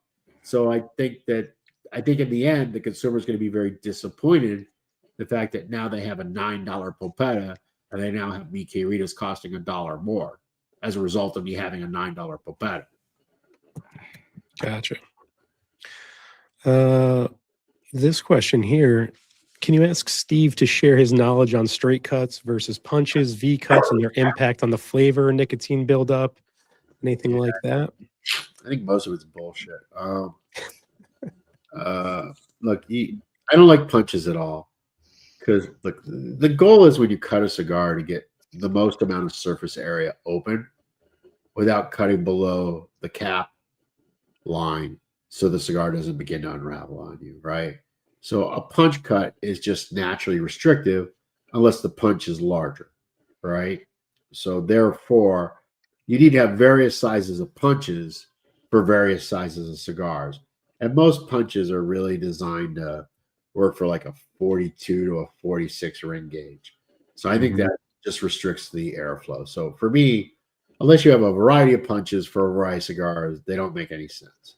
Now, if you have large punches and small punches, then punches are just fine. Because again, the idea is to open up surface area. V cutters, I like a straight cut better. Okay. First off, when I got into cigar smoking, most V cutters just totally sucked. Right? They crushed the heads. They did a terrible job. Now today's V cutters are much sharper. They're much better. But the whole concept that it affects the way the cigar smokes, I think that's much more a mental thing than anything else. I don't buy into the same thing with like the dick cut where you do it at an angle. I think it's just the consumer they buy into something, you talk yourself into it, and therefore it changes the way it smokes. I don't really believe that. I mean, the thing with the V cut is people do the crown cut and they're cutting it 3 times or whatever the hell they're doing to make like a jug head on it. And look, it's a piece of wrapper leaf. Every time you cut it, it's just one more opportunity for you to crack it. Fuck it up, yeah. Right? Yeah, that's true. So for me, look, it's your cigar. You bought it. If you love your V cutter, God bless you. But let me say this. I've been in the cigar business for 4 decades. I don't know a single person in the cigar business at the cigar level, at the tobacco level, at the factory level that uses a V cutter. Not one. Yeah. Okay. There you go. Many of them don't use cutters. They'll use their thumb. The thumb. They'll use their pocket knife, which is something that I used to do all the time until I had this cutter that I like. It's just, retailers and look, it goes through waves. V cutters right now are much better than they used to be, so they're very functional. They used to be shit. It's only been like the last 5-6 years we have decent V cutters that actually could cut. But even still, they still pinch the heads. They still crack more cigar heads than a straight cut will work. You know what I mean? But it totally changes the way it smokes. I just think it's in your head. I don't see it. We had a few guys Rage. bring up Lucky Postman. Yeah. I'm unfamiliar with that. What is that? So Lucky Postman is excuse me, my nose is running. I'm gonna suck up my snot. Everyone's gonna get to hear this. Let her rip. How manly is that? Anyway, that's disgusting. Anyways, so Umbagog is the counterpart to all our broadleaf blends, right? To help try to manage the wrapper cost on broadleaf. We now make so many brulees. So originally when we started making brulees, I could cherry pick the wrapper bales. We now make so many brulees that I'm no longer able to do that. I'm now having to make large crop purchases. And as a byproduct of that, I end up with a lot of Connecticut shade. It's perfectly good tobacco, but it isn't as clean. And look, for me, the standard on Brulee is I always wanted it to be Davidoff clean. Now, I don't want it to be Davidoff color because Davidoff uses LW wrapper, which is light wrapper. I tend to prefer more what we consider a BW gray, which is a brown wrapper. I like that darker hue. I think it gives you more flavor. I think it gives you more sweetness. So I prefer BW. But from a clean point of view, I've always wanted Brulee to be at Davidoff quality cleanness on the Connecticut shade. Now, because I'm having to buy whole crops, I'm now ending up with a lot of wrapper that isn't that shade. So what I have been doing is I've been creaming those purchases, using this for Brulee, and then I have to take all the wrapper that I don't want to use, and then I have to either sell it directly back to the factory, or I have to sell it to another factory, or I sell it to a broker who then brokers that tobacco to somebody else. But because I've creamed it, I paid X amount per pound. I've creamed the best out of the crop. I get far less value out of reselling that tobacco. So the most economical thing to do to keep Brulee prices in control is to have a lower grade Connecticut shade product, right? Which every large factory does. They have various grades to use their various tobacco, like Padron. Like Padron, it's the same tobacco from the Cazador to the 1000 series to the anniversary series to the very high-end hammers and limited editions. They're just sorting and selecting the best grades to go on their high-end products, and then it goes down the tier. So I need a counterpoint for Brulee in Connecticut shade, and that's what Lucky Postman's going to be. And what I need is ideally for Lucky Postman to sell at enough volume that it actually makes sense. So what I'm doing is I'm making a cigar that will be a sweet-tipped Connecticut shade cigar called Lucky Postman. And I'm kind of I'm riffing off that turn of the century kind of branding where it's in a tin and everything was a little kitschy. So it's going to be called Lucky Postman. It's going to be the cigar that always delivers the sweet. It's going to be a sweet-tipped Connecticut shade cigar. The wrapper will still be nice, but it won't be Brulee clean, but it's from the same crop as the Brulee wrappers pulled. And the hope is that it'll sell in significant numbers. That's the reason why I want to do a sweet tip, is because I need, the more I sell of that, helps to cost average my expense on the Brulee wrappers. Gotcha. Have you got sizes dialed in for that yet, or are you still playing with all that? Size. It's going to be a 5.5 by 48, I believe, off the top of my head. Beautiful. 5.5 by 50, actually. I'm sorry. All right. Well, we did do the 2 mugs earlier. I believe Cuban and Sus Sticks won those. So congratulations. Yeah, if you guys won that, reach out to me, the Cigar Collective at Gmail, or you can hit me up on Instagram. I'll get all your shipping information. And we saved the box for last, so we will draw that right now. Box of Solita Reds. Anyone else got questions on the panel before we wind it down here?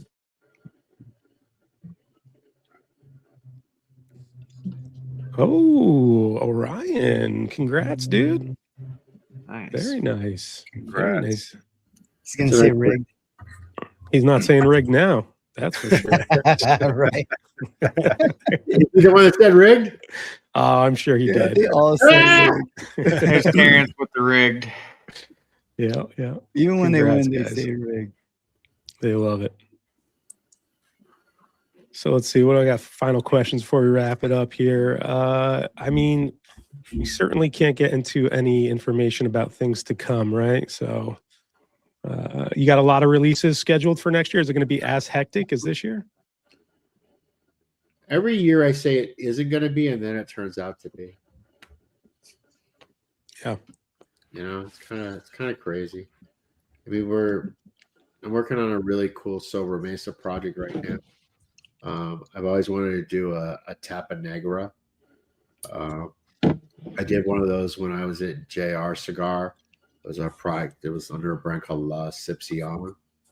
And then I talked to Hoya people when I was at Juristate to do one. So I'm gonna do a Sober Mesa Tapa Negra. Tapa Negra is where it's a Connecticut cigar, but it ends up having a much heavier leaf wrapped around the head. So from the band up, it's a different wrapper tobacco than from the down. One of the things I really love about Tapa Negras is it gives you much more of a mouth flavor because you're getting that spicier, stronger tobacco in your mouth, but you're not getting the strength because you still have a mild cigar. So you get a lot more flavor texture, but yet you also keep the smoke really mild. So we're probably going to do a sober Mesa Tapa Negra, and honestly, I feel kind of bad saying that out loud because I don't think our VP of sales or my wife or anybody in the company knows that, except for Anna. But yeah, I've been working on that, guys. Guess what? You're gonna have that shit to sell.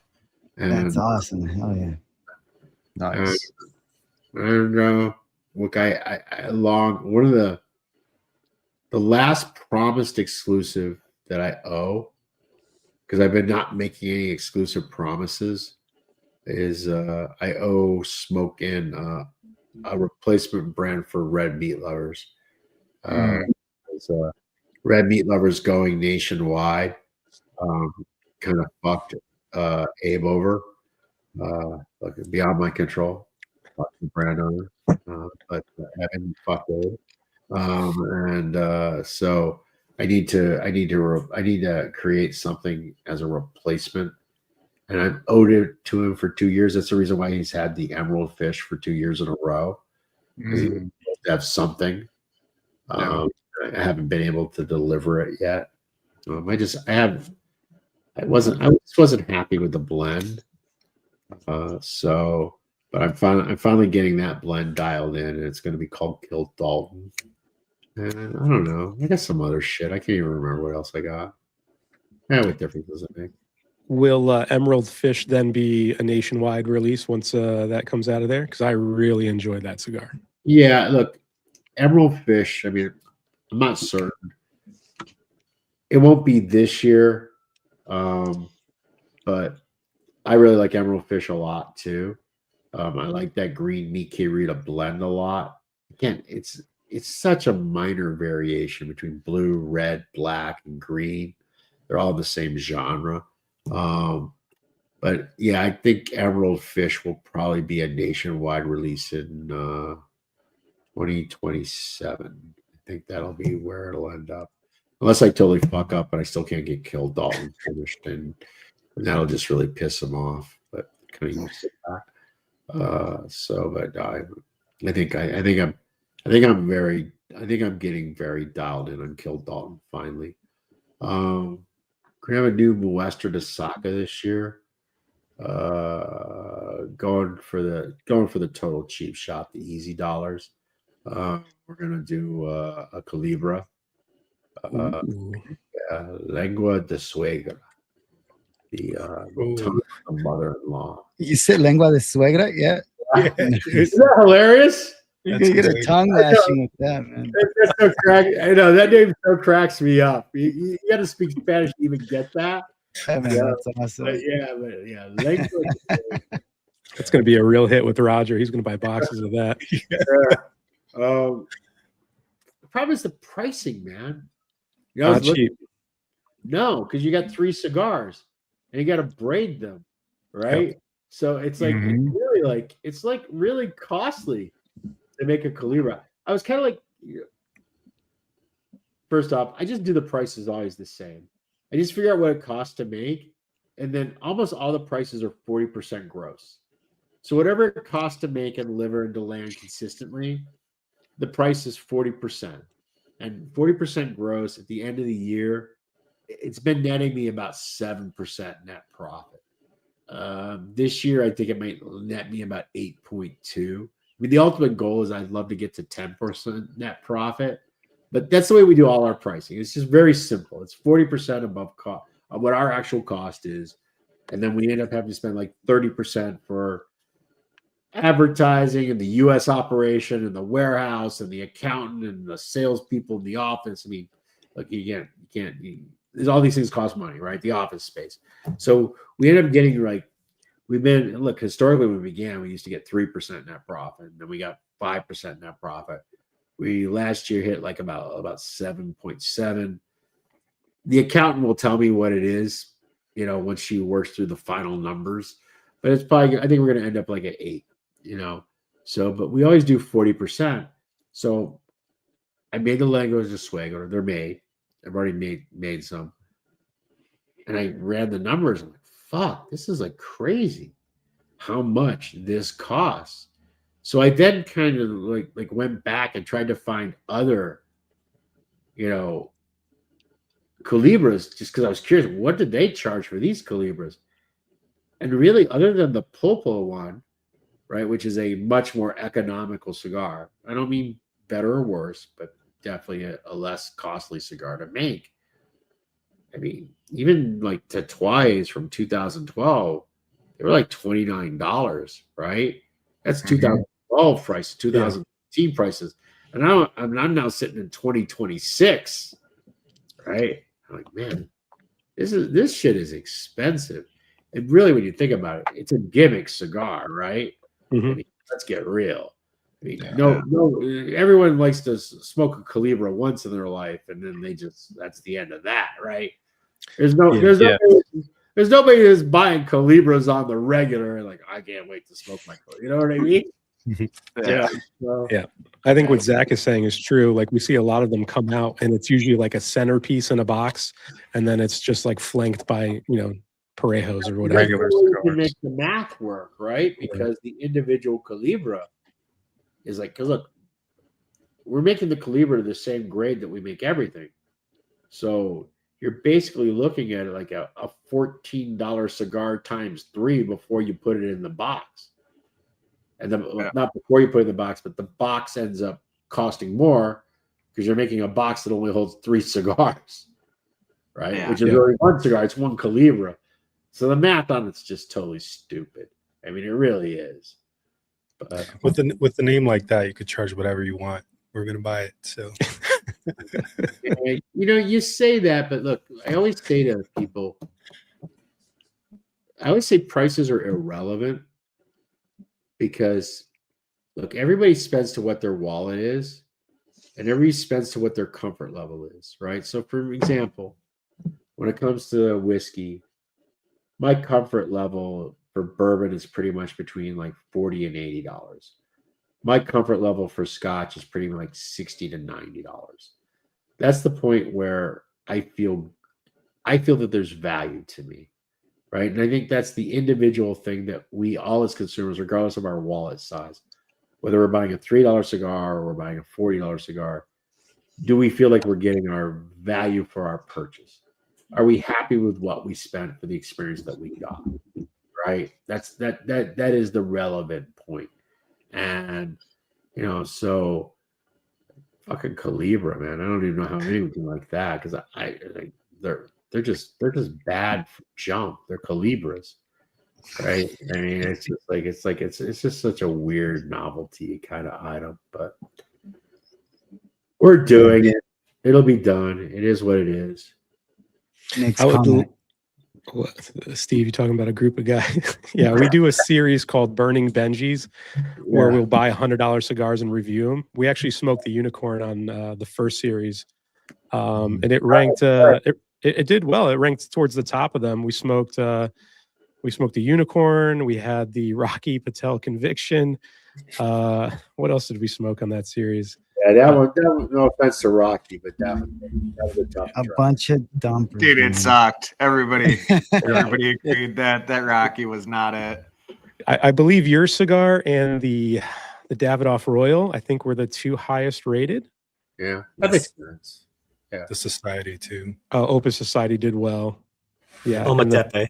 you liked the Ometepe. What about No, I was just saying the cigars that we smoked. was the Anarchy out yet? I don't even know how much are Anarchies. Those are They're 100. It didn't make the series. We only do 5 in the series, and then we lower the price bracket. What's the La Florida Minicana that was the NFT? Oh yeah, we just did that one. Yeah, The Golden Bowl.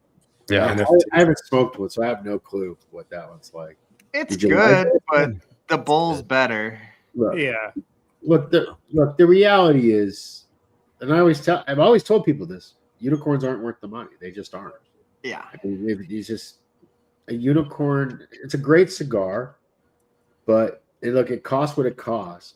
But it's not like 5 times better than a Mickey Rita Black. It just simply isn't. But you could say that's true of everything. Look, So one of the things that I do whenever I go to Jeff at Corona Cigars place, he has such a crazy whiskey list, right? It's just so absurd. He has stuff on that whiskey list that's like $800 for a 1 ounce pour. Stuff that's just so rare that you can never touch. So I always treat myself to just something. So this year, I was just there a week and a half ago after the event was over and everyone was, as they were shutting the bar down, I had the Macallan 25 in the sherry cask finish, right?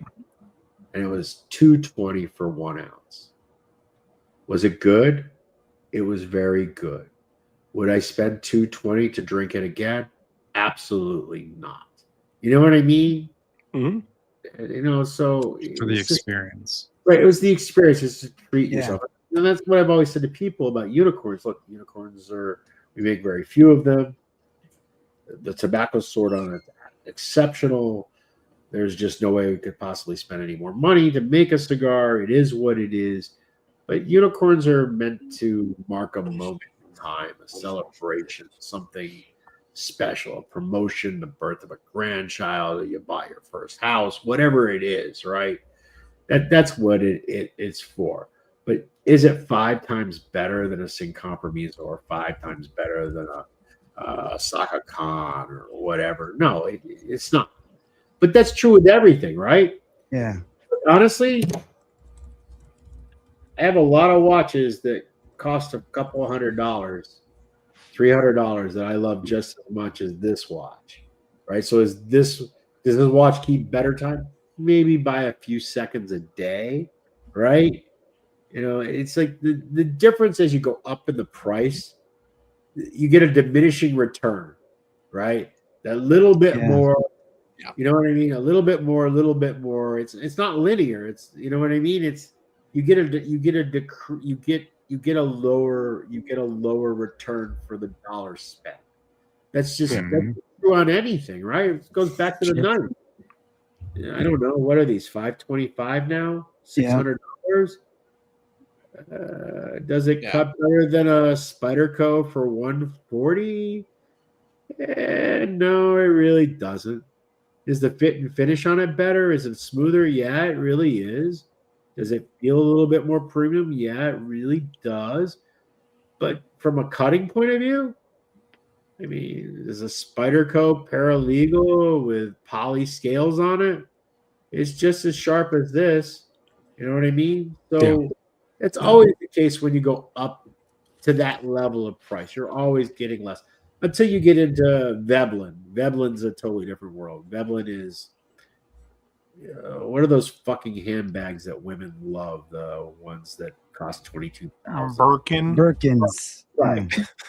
Okay, that's just in the total realm of you just have it because you want to show off that you could spend, $18,000 on a handbag, right? We were being all inclusive about women earlier, but now the real deal's coming. Here we go, boys. Lock in. Yeah, look, it is what it is, right? Yeah, it is. But the same is true. I mean, there's a Davidoff Puro d'Oro. What do they cost now? 600? Yeah. They're like Yeah. $600. Are they a really good cigar? Yes, they are. Fucking hope so. They are a really good cigar. But I'm saying, is this one thing 5 times better? Now I have to ask myself, is it not 5 times better? Is it 35, 40 times better? You're right. No, it's not 40 times better. And also, there are other cigars that are priced even higher that aren't worth shit, Yeah. right? Yeah. Their entire selling thing is just the price. Mm-hmm. The price alone is the attractive feature of the product. The exclusivity is what makes the product in itself. Like, you could argue, I would argue that a Tudor is just as good a watch as any Rolex, personally, right? In fact, I would argue that Tudor is actually, if you don't want the bling factor, it's actually a better watch to have, right? You can buy a Tudor Black Bay for the third of the price that you can buy a Rolex Submariner, right? So Rolex maintains resale value, though. Yes, greater you extent. are absolutely correct about that. You Just are like going to- Macallan. So right. You're, it's you're like, gonna but you're gonna get your resale value. Like when you buy the Tudor, you're gonna lose 30 points right off the top, right? Rolexes tend to stay where they are, right? But look, even like Holy Trinity watches, unless it's a certain Audemars Piguet, unless it's a certain Vacheron, right? Unless it's a certain Patek Philippe, even they end up ultimately losing value, right? Now, if you hold on to it long enough, the taller will become worth so much less that you'll hold the price, right? But in the end, you're getting the same money you got for it, but you're getting it 30 years in the future, and who knows what it is. But I mean, and that's true. Look, and one of the things that I suffer from is I suffer from old man syndrome. Because look, I remember that I used to go to a cigar store and I used to buy a box of Lagoria Cubana Wavels, 25 cigars in the box, and I would pay $24 for it. Right? Yeah. And so even I look at the price, I go, what the fuck? But at the same time, you also run the inflation numbers and you take what I used to pay in 1988. The cigar that costs $15 today is the same cigar that in 1996 cost $7. right. Right? It's what it is. So the top grade products in the 90s are essentially the same price as the top grade products right now in 2026. The difference is our dollars are just worth less. Right? And that's a whole conversation about fiat currency and inflation and yada, yada, yada. But it's actually the value of the product is actually remained relatively stable, separate of you get into the $50, the $80. Look, products, most of those products, they're not made to sell in volume. Right. They're made. Look, even in Sin Compromiso, we have Paladin de Saka, right? Paladin de Saka is a halo product for Sin Compromiso. It's for the Sin Compromiso consumer that when they want something to step up to, when they want a special Sin Compromiso, something that's aged longer, better selection, yada, yada, yada. Hey, I'm going to spend $10 more. And I'm going to smoke a Paladin de Saka. But do I think that I'm going to sell a lot of Paladin de Sakas? No. I never thought that when I launched it. But it's the same way as, hey, I'm a Padron anniversary smoker. I love my Padron anniversaries. You know what? I want to treat myself to a hammer. So that's why the hammer exists. Does Padron, are they in the hammer business? They're not in the hammer business, right? But the hammer is there to meet the needs of the consumer that wants something for when the time is right to have a hammer, right? It's the same. Look, Davidoff is not in the Puro d'Oro business. They don't expect to sell a lot of those $600 cigars, $600 cigars. They don't. It's just there to be there for when it's right. Same way as when I go to Corona Cigar, am I going to drink this crazy $220 an ounce Macallan 25 in a sherry cask finish? Fuck no. You know what? I'm here once a year. I'm going to treat myself. I'm going to have something off that menu that I could never afford to buy a bottle of. I'd never have an opportunity to drink. Let me go ahead. I'm going to plunk down the cash for that. It's like Wagyu beef, right? Everybody at some point in their lives should treat themselves to 4 ounces, 8 ounces of Wagyu beef. If you can afford it, if your wallet can stretch it, have the experience. Yeah. I had some of that Macallan 25 at a work event. They bought us some of it. It was like you said, it was really good. Yeah. It was delicious. Was it 5 times, 10 times better than some of the other stuff? No, it wasn't. But so when can we expect an NFT Dunbarton then? I don't get the whole NFT thing. I've never been able to. Nobody does. I've never been able to wrap my head around NFTs. I bet if you did an NFT Pulpeta, it would still sell. The thing I don't like about NFTs for me is why wouldn't I just make something special and just decide the 5 or 10 retailers that I wanted to sell that product and still have control of it? Because Yeah. once you make it an NFT, then you're giving the control of the product to the NFT purchaser. Like, for example, this is my advice to the retailers that bought into the NFT on the Golden Bull. If I were them, I wouldn't try to sell the Golden Bull. I would basically say, hey, if you buy $500 of whatever brand you want from our cigar store, you're going to get an NFT, you're going to get a Golden Bull for free, right? That would be. But look, I'm just a dick like that, and I'm just thinking if I was trying, because like, how do you ever get your $70, $80 to $110,000 back that you spent on the NFT? You know, any of those Golden Bulls you have to sell. And you got to remember, you're still paying for Golden Bulls. It's not like you get them free for the rest of your life. So you're still paying for them. So I don't know. It's the NFT thing. Like, one retailer tried to talk me into doing one, and I was very resistant to the concept because I can't wrap my head around NFTs. Now, at the same time, I couldn't wrap my head around crypto 8 years ago, right? Yeah. But for whatever reason, 5 years ago, the light bulb went off, and I started, oh, I get this now. So maybe I will have a coming to Jesus moment on NFTs and feel differently, but I can't. I don't know. It doesn't. In order for business to work, it has to be good for me. It has to be good for my retailer. It has to ultimately be good value to the consumer, right? But it doesn't have to be cheap, but it has to be where the person that buys it feels as though they got their money's worth, because that's always the criteria that we judge everything by, right? I spent X. Am I happy with my purchase? Right? That's the universal question, regardless of the size of your wallet.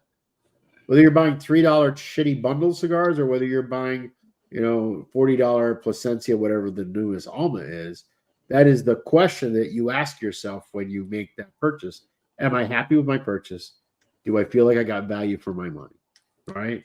And the thing with the NFT thing is, I don't know how that ever feels good to the NFT buyer that spent 70, 80, 110,000 at the front end to have the privilege of selling the product. Why not just sell the product to that guy for a unicorn price of $100 a cigar?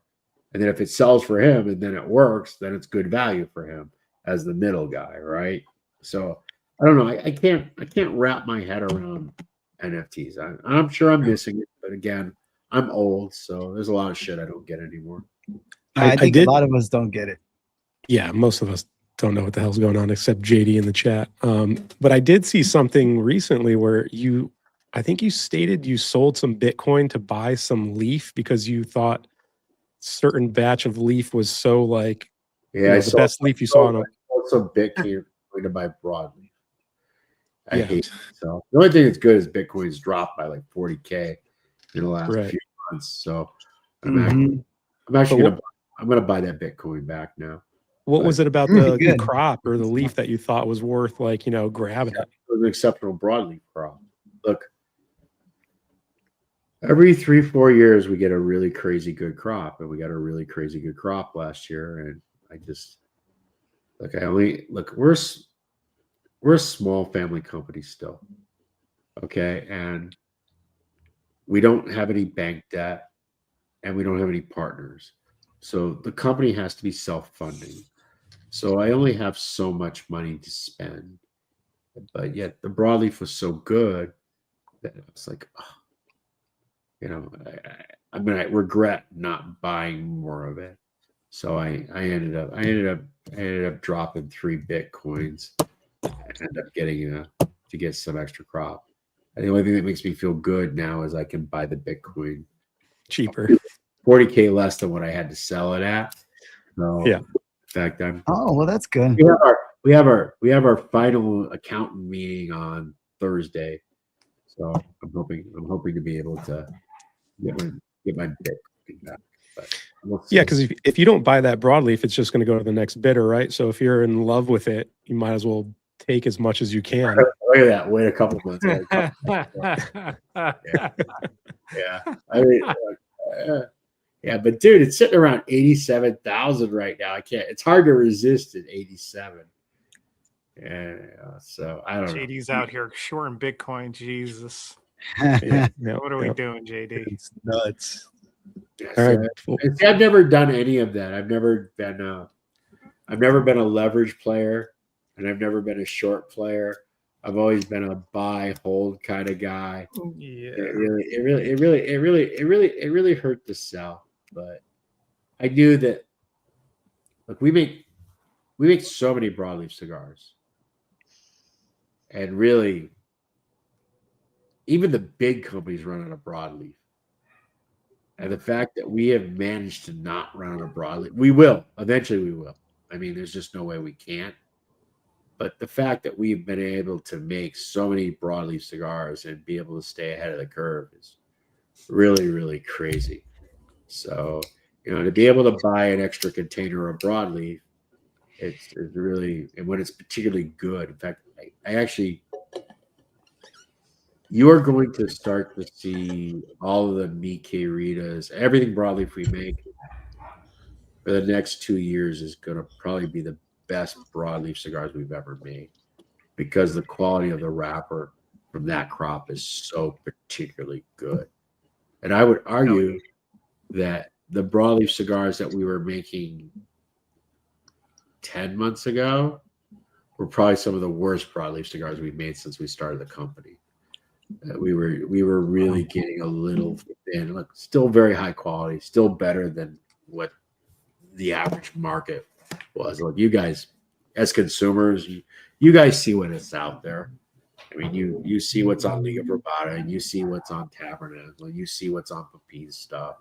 So I mean, I think we've always been at least on par, if not better. But I think the next couple years is going to be really, really cherry, because it's just one of those. It's not a once every 4-year crop. It's literally like a once in every 15-year crop. It really was. Damn. So Peter's debating how he's gonna fit, how he's gonna look at him. I'll say this: there were a lot of companies that were very surprising that probably don't get the same selection of broadleaf on the regular, or maybe don't check the quality as much.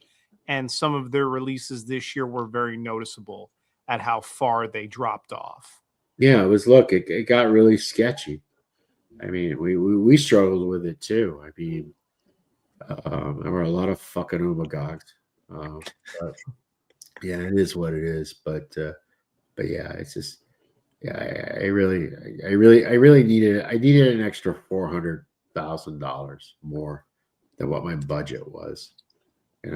So I basically, I can't wait. I got a chubby Peter's unicorn just thinking about it.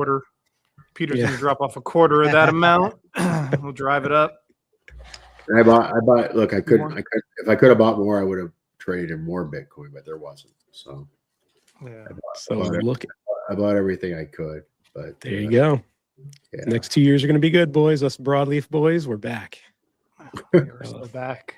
That's always the challenge with broadleaf. Broadleaf is such a limited product from such a limited area, from such a limited number of farmers, with so much demand on it from so many companies.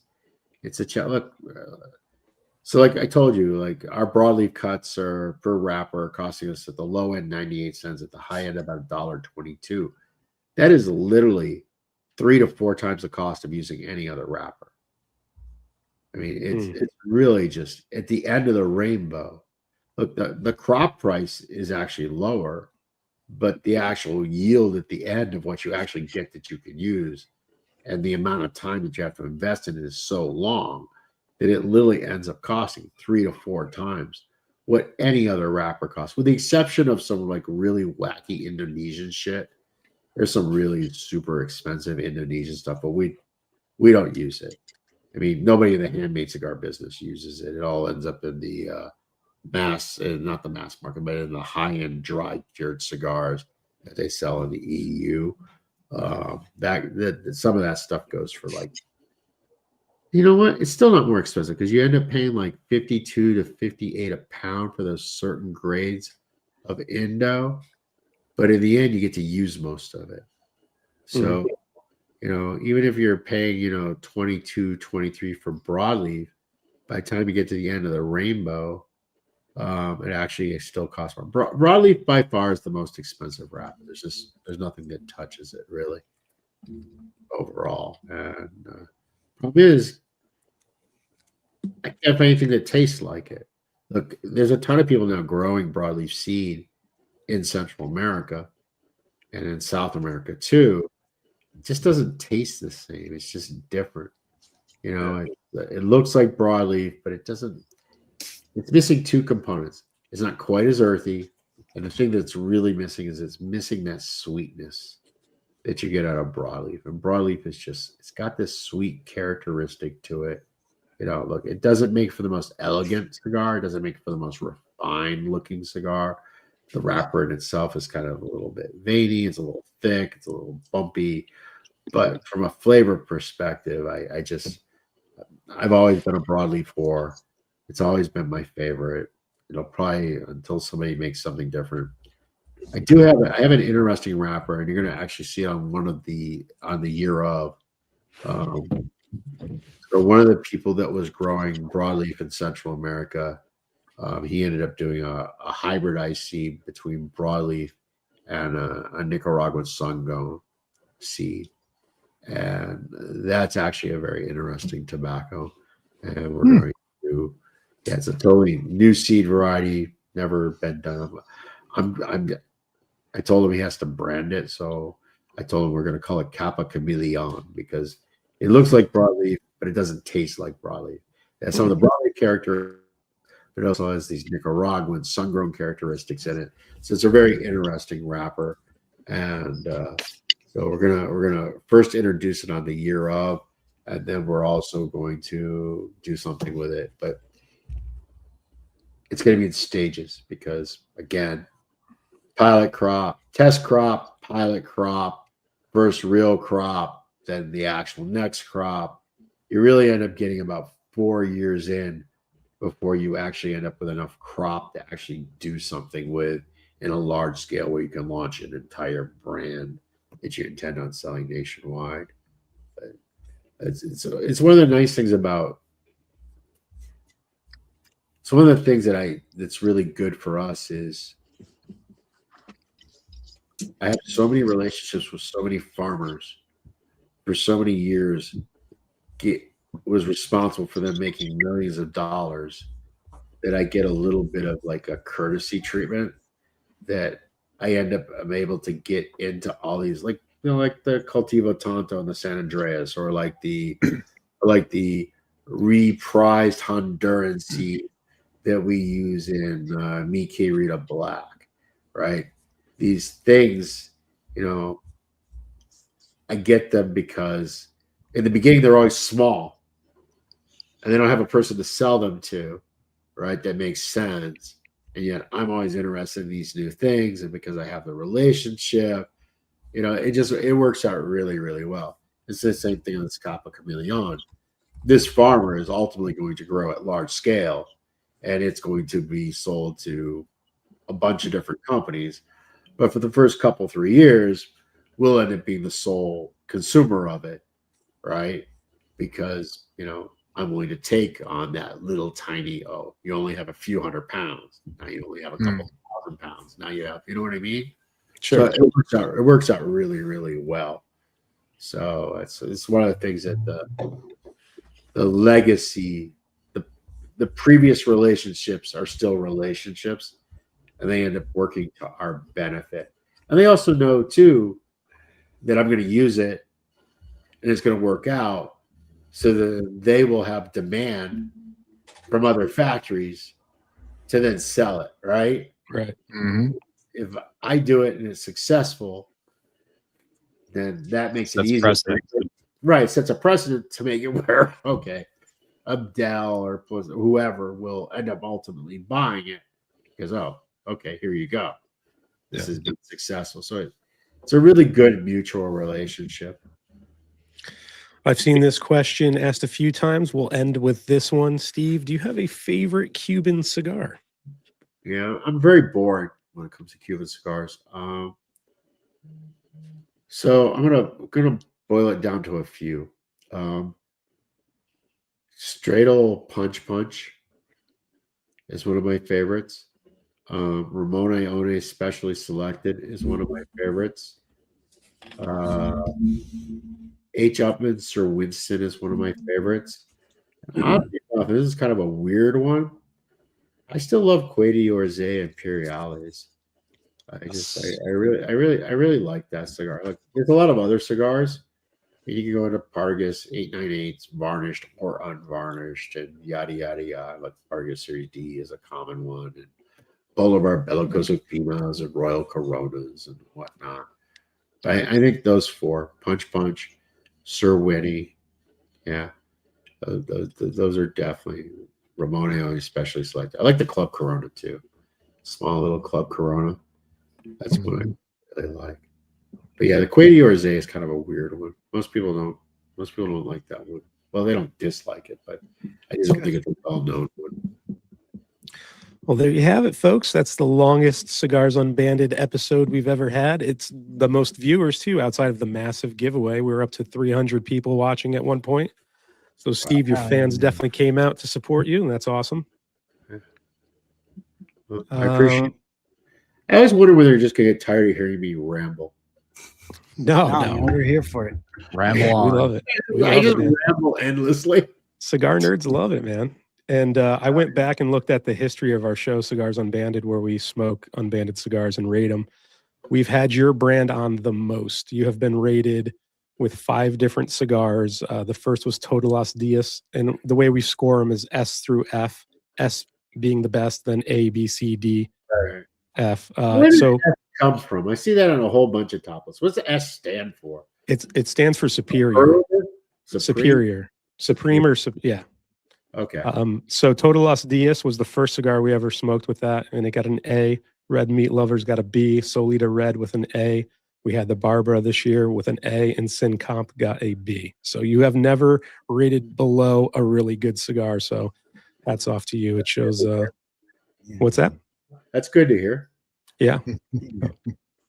And we appreciate your time, man. 2.5 hours is awesome. We loved every minute of it. We appreciate you coming on the show.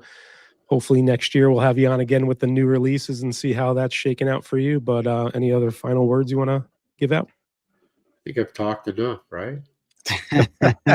Thank you, Steve. Thanks. Thank you. How I managed to out-talk like what, 9 of you? I don't even know how that's possible.